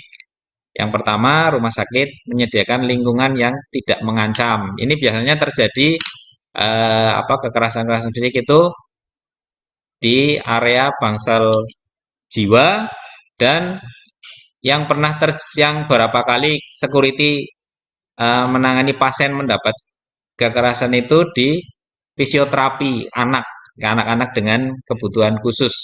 Saat itu pernah saya sama Mas Ardi sampai bocah diemban dibawa pergi karena ibunya merasa sudah terlalu capek ngurusi anak yang autis gitu sampai bilang wis ngono tak cemplungna kali serayu gitu kan saya sama Mas Ardi mendatangi TKP ibunya sudah nggak bisa ditenangkan karena emosi karena melihat anaknya pecicilan sama Mas Ardi dimban dibawa terus ditolong sama orang lain itu kan masuk ke kekerasan ya Jadi yang di area-area fisioterapi itu banyak anak-anak dengan kebutuhan khusus. Biasanya ada orang tua yang sudah tingkat kesabarannya sudah apa? Sudah mungkin sudah banyak masalah. Jadi akhirnya anaknya seperti itu merasa emosi. Ya, tunjukkan ketenangan kepada pasien, ya. Maksudnya kita dari petugas untuk kalau ada laporan tentang kekerasan fisik terhadap pasien, kami dan teman-teman security yang dinas akan berusaha memberikan rasa aman kepada pasien tersebut. Nah, saat itu juga terjadi, saya mendapat laporan dari Bu Yus waktu itu, nggih Bu, Bu Yus yang menyampaikan bahwa ada pasien mau rawat inap, tapi didatangi kemungkinan kayak apa dari tim pengacara atau dan sebagainya. Eh, saya mendapat laporan tersebut, saya memerintahkan teman-teman untuk mendampingi di depan TPPRI, dan saya sendiri juga langsung datang ke RS untuk memberikan pendampingan. Eh, saya dan teman-teman berusaha untuk menjauhkan dulu si pasien dari orang-orang yang eh, apa ya, seolah-olah kayak memberikan intimidasi, walaupun itu adalah masalah keluarga, tapi yang sebelah membawa kayak semacam tim kuasa hukum, tapi dengan memberikan tekanan-tekanan untuk menandatangani suatu surat pernyataan. Makanya setelah saya dan teman-teman datang, pasiennya saya ajak masuk ke ruang TPPRI untuk merasa nyaman dulu, dan kita berkoordinasi dengan teman-teman TPPRI dan ruangan untuk segera eh, mendapat ruangan atau segera pindah ke ruangan. Dan teman-teman juga eh, mendampingi sampai dengan pasien tersebut berada di ruangan dan memastikan orang-orang yang memberikan tekanan untuk meminta tanda tangan itu tidak datang ke ruangan rawat inap. Dan saya pastikan saat itu eh, orang-orang tersebut telah meninggalkan rumah sakit, karena saat itu saya juga sudah langsung apa ke keluarga yang membawa pengacara tersebut untuk ini pas yang bersangkutan adalah sudah menjadi pasien rumah sakit, dan selama beliau menjadi pasien rumah sakit ada hak-hak atau hal-hal yang harus kita lindungi, terutama privasi. Terus pasien itu sesuai dengan aturan tidak diperkenankan untuk menandatangani atau apa namanya memberikan atau surat pernyataan dalam bentuk apapun, kecuali pasiennya setuju, karena saat itu pasiennya menolak untuk menandatangani suatu surat pernyataan. Jadi sampai histeris ibunya sampai histeris karena nggak tahu itu karena urusan rumah tangga atau urusan keluarga. Jadi kami tidak masuk ke dalam urusannya, kita hanya memberikan pengertian kepada pihak tersebut untuk nanti pada saat mau minta tanda tangan tersebut adalah setelah beliau keluar dari rumah sakit Banyumas, karena eh, kami dari pihak keamanan berkewajiban menjaga keamanan pasien. Alhamdulillah mereka itu mengerti, dan walaupun mungkin dengan nada biasa dari tim-tim seperti itu biasanya akan memberikan apa ucapan-ucapan yang ini melanggar ini dan sebagainya, ini ketentuan. Nah, saya juga punya aturan, rumah sakit juga punya aturan. Akhirnya beliau meninggalkan rumah sakit. Tunjukkan ketenangan. Nah, itu kami teman-teman security kemarin pada saat itu juga memberikan ketenangan pada, tenang Bu, nanti selama di sini Ibu mendapat pelindungan ini, tapi ya kami akan melindungi panjenengan semampu kami karena petugas kami juga terbatas begitu. Yang ketiga, luangkan waktu dengan pasien. Nah, nah ini yang kadang tawarkan untuk tetap dengan pasien dalam lingkungan baru selama interaksi dengan yang lain. Jadi misal eh, apa pasien tetap berada di ruangan, keluarga-keluarga yang lain tetap berada di ruangan lain. Terus, tapi ini kadang-kadang sangat sulit ya, karena keluarga pasien tetap ada yang memaksa. Jadi pasiennya juga kadang-kadang karena dalam perawatan di rumah sakit, ya apa namanya, situasinya seperti ini. Jadi kadang pasiennya tetap harus tiduran, tapi kita harus memberikan ruangannya yang nyaman dan sebagainya. Eh, yang B, tinggal dengan pasien dan sediakan jaminan keselamatan selama masa kecemasan. Nah, ini yang saat itu kita lakukan kemarin di ruang seruni, ya kita memberikan jaminan keamanan paling berapa jam sekali teman-teman datang ke ruangan, memberikan intinya bahwasanya kita memperhatikan bahwa selalu karena beresiko mendapat tekanan atau mendapat kekerasan fisik maupun verbal, kita tetap sering datang ke situ menunjukkan bahwa kami tetap memperhatikan. Hadirkan perubahan secara berangsur-angsur. Nah, perubahannya apa? Jadi mungkin si pasien sudah merasa tenang, terus pihak-pihak yang memberikan tekanan itu sudah jauh dari lingkungan atau area rawat inap. Diskusikan akan adanya perubahan, contoh pemindahan antar ruangan. Nah, jadi ini mungkin suatu saat terjadi bahwa keluarganya udah tahu bahwa si yang bersangkutan berada di ruangan seruni. Saat itu juga kami sudah melakukan sudah merencanakan rekayasa. Jadi pasiennya di ruangan A, di ruangan seruni. Nah, tapi kita bisa jadi akan memindahkan pasien tersebut secara diam-diam ke ruangan lain. Nah, bertujuan untuk karena ini pasiennya sudah diketahui oleh pihak-pihak yang sedang berurusan dengan si pasien tersebut. Jadi kami saat itu yang kejadian terakhir itu saya dan teman-teman security sudah merencanakan skenario karena ini pastinya di paling utara dan ya berarti nanti kalau orangnya kok ternyata nanti malam datang lagi, besok kita upayakan untuk dipindah ke tempat lain yang pihak-pihak yang berurusan dengan orang tersebut tidak tahu. Fasilitasi orang tua untuk tinggal menginap dengan anak yang diopname. Nah, ini kalau kejadian kekerasan itu menimpa pada pasien anak. Jadi tetapkan orang tua untuk selalu berada di ruangan. Terus fasilitasi kebiasaan pasien mempertahankan ritual waktu tidur.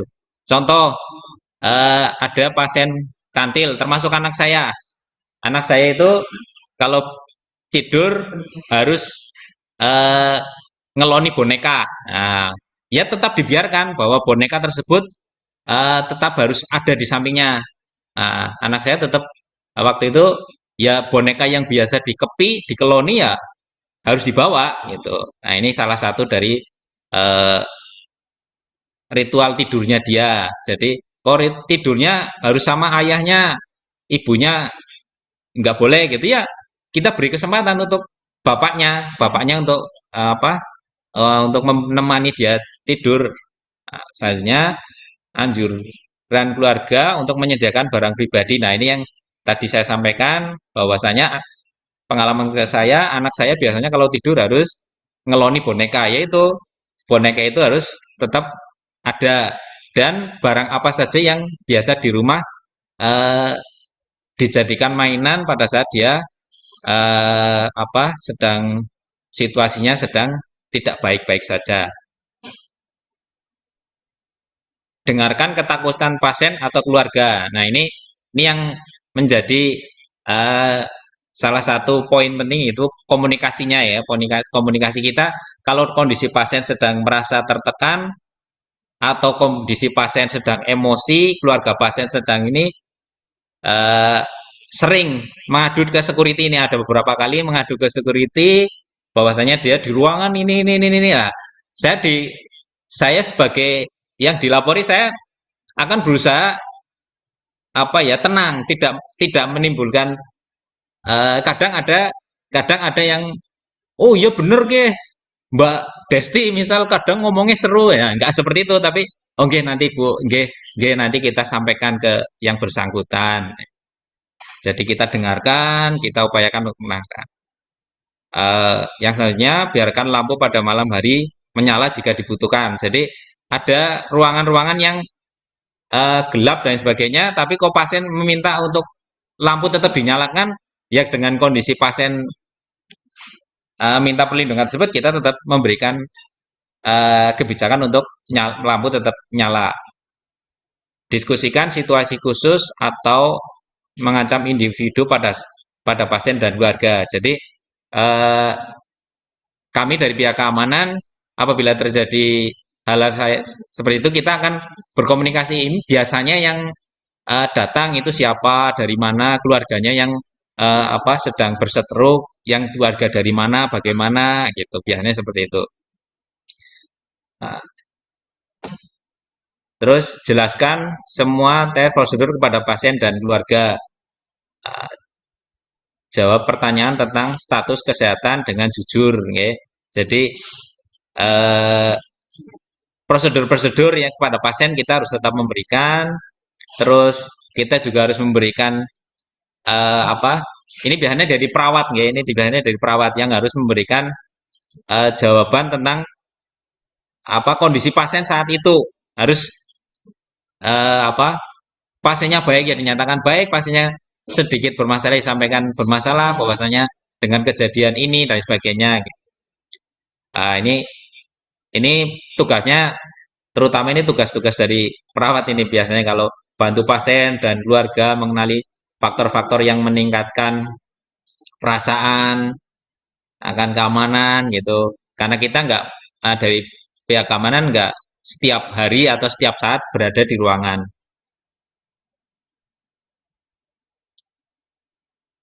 Bantu pasien mengenai respon kebiasaan, terus bantu ini tugasnya perawat ya ini. Bantu pasien untuk menggunakan respon coping yang dipunyai berhasil pada saat lampau. Jadi misal biasanya ini kalau terjadi kecemasan, biasanya dilakukan apa yang bisa menjadi pada saat terjadi kecemasan atau ketakutan itu biasanya biar sembuh diapain atau di jalan-jalan atau gimana. Oke, mungkin itu terkait dengan pelindungan terhadap kekerasan fisik. Yang selanjutnya, yang keempat, kode brown, kode grey, dan kode silver. Ya, bila terjadi kejadian yang membutuhkan security antara lain pencurian. Ya, pencurian biasa, ya, pencurian pasti akan segera menghubungi security. Orang yang membahayakan, kode grey. Nah, orang membahayakan biasanya kalau di rumah sakit ya pasien-pasien jiwa yang gelisah. Pasien-pasien jiwa yang gelisah, yang mengancam diri pasien sendiri maupun mengancam keluarga pasien tersebut. Orang-orang yang membahayakan dengan senjata kode silver ini juga kalau di rumah sakit sering terjadi di area pasal jiwa karena pernah terjadi mungkin ini teman-teman yang di pendaftaran poli jiwa pernah ada pasien datang dan info dari keluarganya pasien membawa cutter atau pasien membawa gunting, pasien membawa drei, gitu nggih. Nah, itu kita juga tidak akan menganggap sepele informasi-informasi dari pasien walaupun ternyata setelah kita lakukan pengamanan tidak ada barang tersebut karena mungkin barang tersebut sudah ditinggal di mobil atau barang tersebut memang hanya faktor kebiasaan dia megang itu kayak gitu. Itu tetap menjadi perhatian dari kami dan kami tidak akan menyepelekan informasi sekecil apapun tentang barang-barang tersebut. Nah, segera menghubungi informasi. Nah, ini kalau menurut kami di lapangan, apabila terjadi 3 kode tersebut, untuk lebih baik langsung menginformasikan ke 185 atau petugas security. Jadi akan lebih cepat. Walaupun tetap akan mengaktifkan kode brown, kode grey, kode silver, monggo cuma untuk secepatnya menghubungi ke security saja.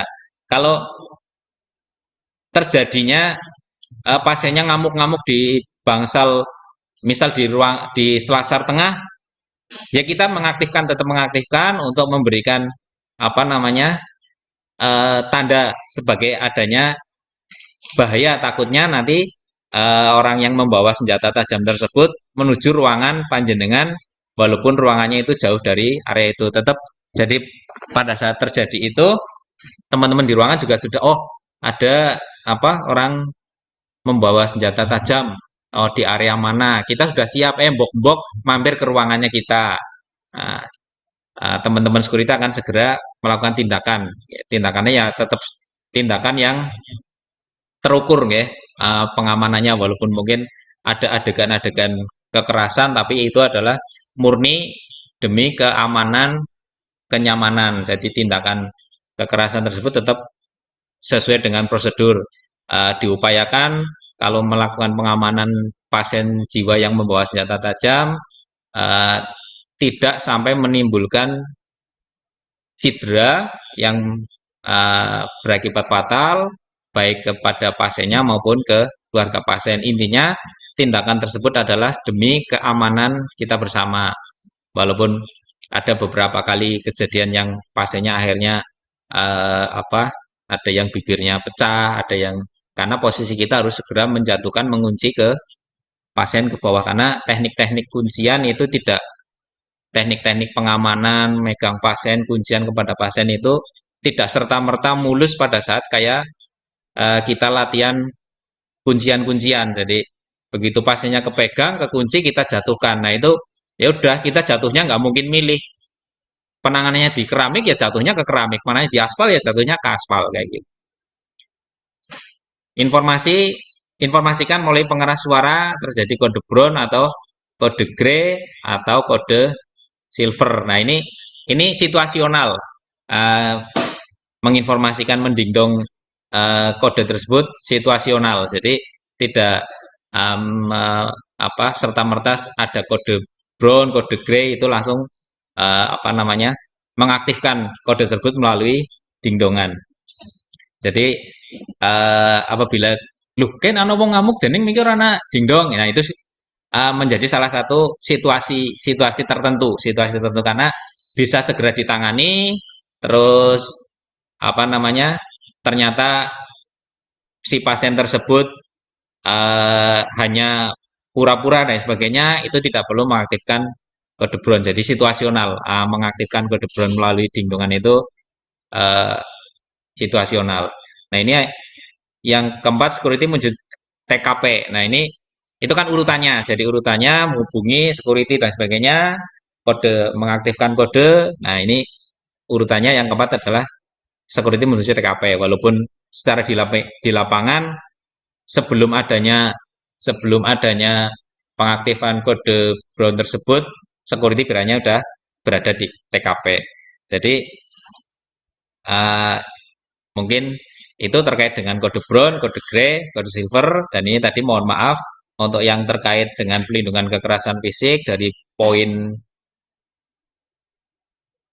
poin J itu tadi mungkin secara penjelasannya mungkin saya tidak begitu menguasai itu karena mungkin nanti arahnya ke di bagian perawatan maupun dari psikologi yang bisa melakukan pendekatan-pendekatan. Walaupun security biasanya kalau ada kejadian seperti itu, security juga akan menghadapi yang pertama. Biasanya kalau ada laporan, Mas, dia pasienku mau siki anak wong sing nekani nagih utang dan sebagainya, otomatis kan kita akan mendatangi langsung. Nah, cuma untuk meredakan ketakutan, kecemasan dari si pasien, kita hanya bisa memberikan tenang Bu, nanti kita teman-teman dari security akan patroli setiap setengah jam sekali, akan kita tetap akan menjaga akan memilah siapa-siapa saja yang boleh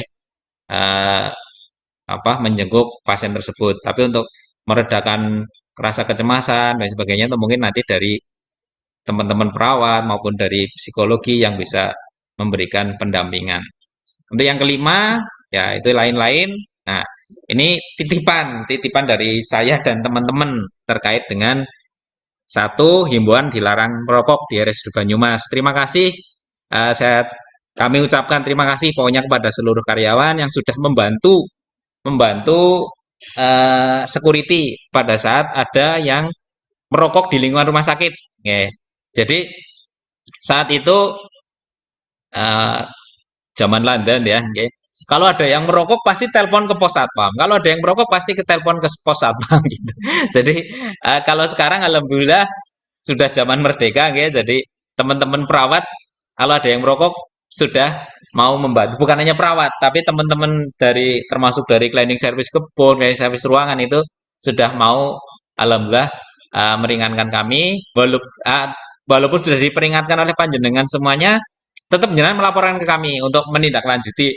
Wong yang namanya pernah nggih eh, Bu Yus ngalami itu Bu, waktu itu akreditasi nggih Bu. Wong rokok surveyor lagi ke utara merokok di area belakang ICU kalau nggak salah sudah dikasih tahu tidak boleh merokok di lingkungan rumah sakit, suruh keluar dari lingkungan rumah sakit cuma pindah ke depan ruang pemulasaran di taman depan pemulasaran atau di sebelah selatan ICU. Ya sudah sudah takdirnya mungkin nggih dari sebelah barat surveyor yang satu lewat dan melihat orang tersebut merokok. Lah teman-teman yang, "Duh, ki bapaknya mesti ngomongi kon aja ngerokok malah pindah tok." Nah, itu sering terjadi. Jadi teman-teman tetap tetap melaporkan, "Mas, kayak mau anak-anak ngudut."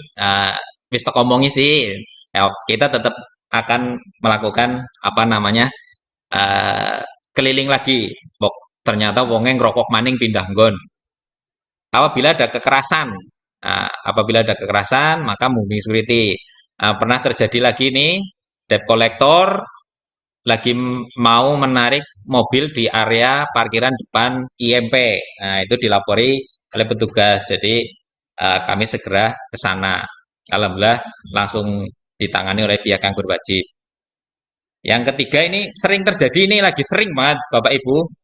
Sering sekali karena banyak apa ya youtuber-youtuber apa ya youtuber-youtuber muda, vlogger-vlogger muda, ibu-ibu yang lagi seneng eksis di apa namanya di TikTok. Itu berapa waktu yang lalu sambil bawa tongsis itu jalan sampai di depan apotek, sampai dengan apa namanya melakukan proses pemberian obat. Nah, akhirnya ditegur sama petugas apotek. Jadi sampai dengan di depan petugas apotek itu di loket apotek dia masih masih live gitu. Jadi akhirnya dilalah tongsisnya ketinggalan. Jadi akhirnya go inventaris satpam. Sampai sekarang nggak diambil itu udah sekitar tahunan. Waktu itu terjadi juga di penunggu ruang Unistroke. Nah, itu cewek muda. Nah, itu live TikToknya di depan pemulasaran, Bapak Ibu. Live TikTok di depan pemulasaran. Lah, untung teman saya ada yang kebetulan pengguna TikTok loh. Ini deh pemulasaran rumah sakit Banyumas. Nah, akhirnya kita telepon saya yang lagi dinas, ternyata memang betul dia lagi nunggu di sini. Mungkin itu saja. Mohon maaf atas kekurangannya dan terima kasih atas perhatiannya. Mudah-mudahan bermanfaat bagi kita semua dan kita akan meraih kesuksesan di akreditasi yang akan datang. Mudah-mudahan tetap mempertahankan bintang 5-nya. Terima kasih. Wabillahi taufiq wal hidayah. Wassalamualaikum warahmatullahi wabarakatuh. Waalaikumsalam warahmatullahi wabarakatuh. Terima kasih Bapak Mardi atas penyampaian materinya. Untuk materi yang ketujuh akan disampaikan oleh Mbak Desi Nur Adiati. Kepada Mbak Desi, dipersilakan.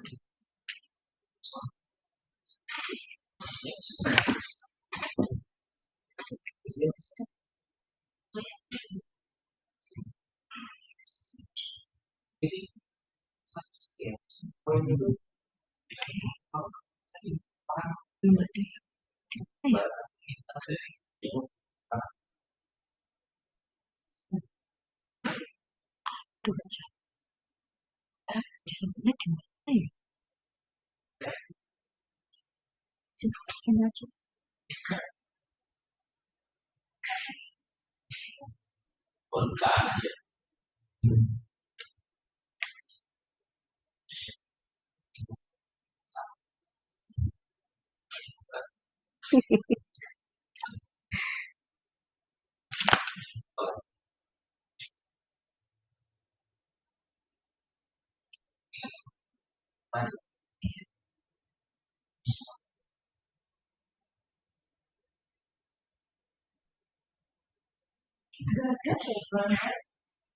Mana ya?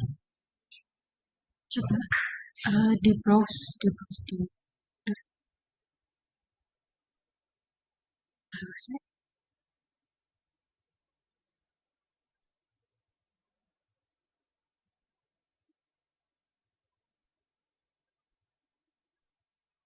bukan. Aduh, mana nih? Aduh, nang di apa di file ini ya? Yang mana Mbak? Yang ini ya. Terus bisa nggak ya sini ya?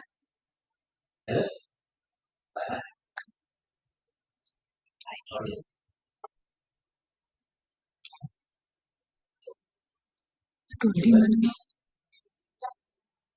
Aduh, masukinnya gimana? Nggak bisa, aku buka dulu. Oh, pakai dibuka dulu.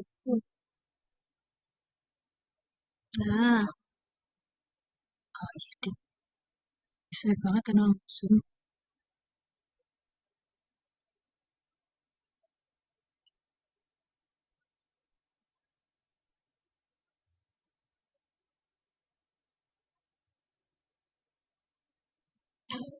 Ini ya Mbak.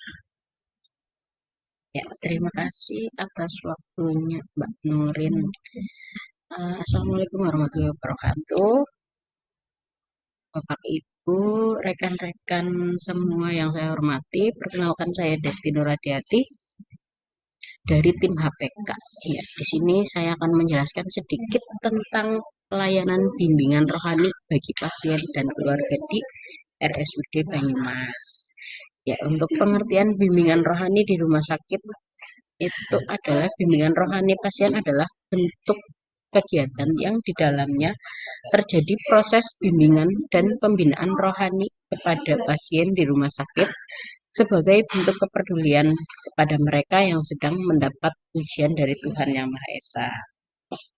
Nah, untuk tujuan bimbingan rohani ada yang pertama sebagai bentuk kepedulian yang sehat kepada yang sakit. Yang kedua, memberikan pengertian kepada pasien dan keluarga agar tetap bersabar dan berdoa. Yang ketiga, memberikan bimbingan kepada pasien dalam menghadapi musibah dan ujian. Yang keempat, memberikan dorongan kepada pasien agar tidak putus asa. Yang kelima, membimbing perasaan pasien agar tetap tenang. Selanjutnya, mengingat pasien agar tetap berbaik sangka kepada Allah Subhanahu wa Ta'ala. Yang ketujuh, memberikan bimbingan rohani kepada pasien. Yang kedelapan, menguatkan psikologi pasien dengan pemberdayaan mental dengan perawatan rohani. Dan yang terakhir, untuk memenuhi hak pasien. Selanjutnya, ada manfaat dari bimbingan rohani bagi pasien dan keluarga. Yang pertama, memberikan ketenangan batin dan keteduhan hati kepada pasien dalam menghadapi penyakitnya. Yang kedua, memberikan motivasi dan dorongan untuk tetap bersabar dan bertawakal dalam menghadapi ujian dari Tuhan Yang Maha Esa. Yang ketiga, menumbuhkan suasana ukhuwah dan keakraban kepada pasien untuk saling berbagi rasa dan cerita. Nah, selanjutnya, mengapa kerohanian itu penting di rumah sakit ya? Yang pertama, untuk mendukung medis. Kondisi mental yang tenang dan spiritualitas yang baik itu dapat menurunkan kecemasan, membantu pasien agar lebih sabar dan ikhlas serta mendukung proses penyembuhan fisik. Yang kedua, ada dukungan psikologis. Menghadapi penyakit berat adalah masa sulit bagi banyak orang. Jadi, layanan ini hadir bisa sebagai teman bicara untuk meringankan beban mental pasien. Nah, yang ketiga, ada pemenuhan hak pasien. Mendapatkan bimbingan spiritual merupakan bagian dari hak pasien untuk mendapatkan perawatan yang komprehensif. Nah, jadi bentuk layanan apa sih yang diberikan? Contohnya itu yang pertama ada bimbingan ibadah atau doa. Nah, bimbingan ibadah atau doa itu membantu pasien melakukan kewajiban agamanya di tengah kondisi sakit. Misalnya pasien eh, mengajarkan tata cara sholat saat sakit bagi pasien dengan cara pasien baring ataupun pasien eh, yang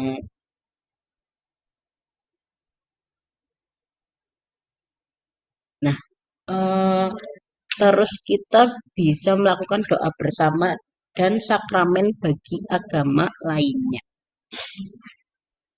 Yang kedua, bentuk layanan yang diberikan itu bisa berupa konseling dan motivasi. Sesi konsultasi untuk membantu pasien mengatasi kecemasan, rasa takut, atau kesedihan terkait penyakit yang diderita. Nah, yang terakhir ada dukungan kedudukan, pendampingan bagi keluarga yang sedang berduka atau menghadapi masa-masa kritis. Jadi kalau pasien sedang masa kritis itu kita bisa memberikan dampingan duka. Selanjutnya, nah, ruang lingkup bimbingan rohani di Rumah Sakit Banyumas. Ya, ada layanan bimbingan rohani bagi agama Islam, yang kedua agama Kristen, agama Katolik, agama Hindu, dan agama Buddha. Nah, untuk agama Islam sendiri di Rumah Sakit Banyumas itu masih menggunakan rohaniawan di rumah sakit, rohaniawan rumah sakit itu biasanya dari petugas bimbingan rohani yang di pemulasaran jenazah. Nah, untuk agama Kristen dan Katolik itu Rumah Sakit Banyumas bekerja sama dengan pihak ketiga, yaitu dengan Kemenak. Nah, biasanya dari ruang rawat kalau ada pasien itu agama Kristen atau Katolik itu menghubungi ke pemulasaran. Biasanya kita telepon ke Kemenak untuk pasien tersebut diberikan bimbingan rohani. Nah, untuk rohaniawan agama Islam kita juga sedang mengajukan untuk kerjasama dengan Kemenak, tapi sampai sekarang belum ada jawaban, belum belum deal gitu. Nah, untuk agama Hindu dan Buddha kita juga masih menggunakan rohaniawan di Rumah Sakit Banyumas ya. Yang terakhir layanan bimbingan rohani tersebut pada nomor 1 sampai 5 meliputi rawat inap, pasien terminal dan pemulasaran jenazah. Jadi gimana sih cara mendapatkan kerohanian di RSUD Banyumas? Nah, cara mendapatkan kerohanian di RSUD Banyumas itu bisa diakses dengan mudah. Yang pertama itu biasanya pasien itu lapor ke perawat. Jadi pasien itu menyampaikan kepada perawat atau dokter yang sedang merawat pasien di bangsal. Nah, yang kedua nanti biasanya perawat itu menghubungi petugas kerohanian yaitu ke pemulasaran. Nah, petugas kerohanian biasanya akan segera mengunjungi kamar rawat inap dari pasien yang meminta bimbingan rohani tersebut. Nah, yang terakhir biasanya dari petugas kerohanian akan meminta pasien atau keluarga untuk mengisi formulir permintaan bimbingan rohani. Ya, jadi kurang lebihnya seperti itu, sedikit yang bisa saya sampaikan. Kurang lebihnya saya mohon maaf. Wassalamualaikum warahmatullahi wabarakatuh. Waalaikumsalam warahmatullahi wabarakatuh. Baik, Bapak Ibu sekalian, berikut tadi adalah materi terakhir kita pada sesi hari ini. Sampailah kita pada penghujung acara. Semoga materi yang telah disampaikan bisa bermanfaat bagi pelayanan dan kemajuan di RSUD Banyumas. Terima kasih bagi Bapak Ibu yang telah mengikuti sampai akhir. Saya mohon maaf apabila terdapat kekurangan dalam menjadi MC pada hari ini. Akhir kata, selamat siang dan wassalamualaikum warahmatullahi wabarakatuh.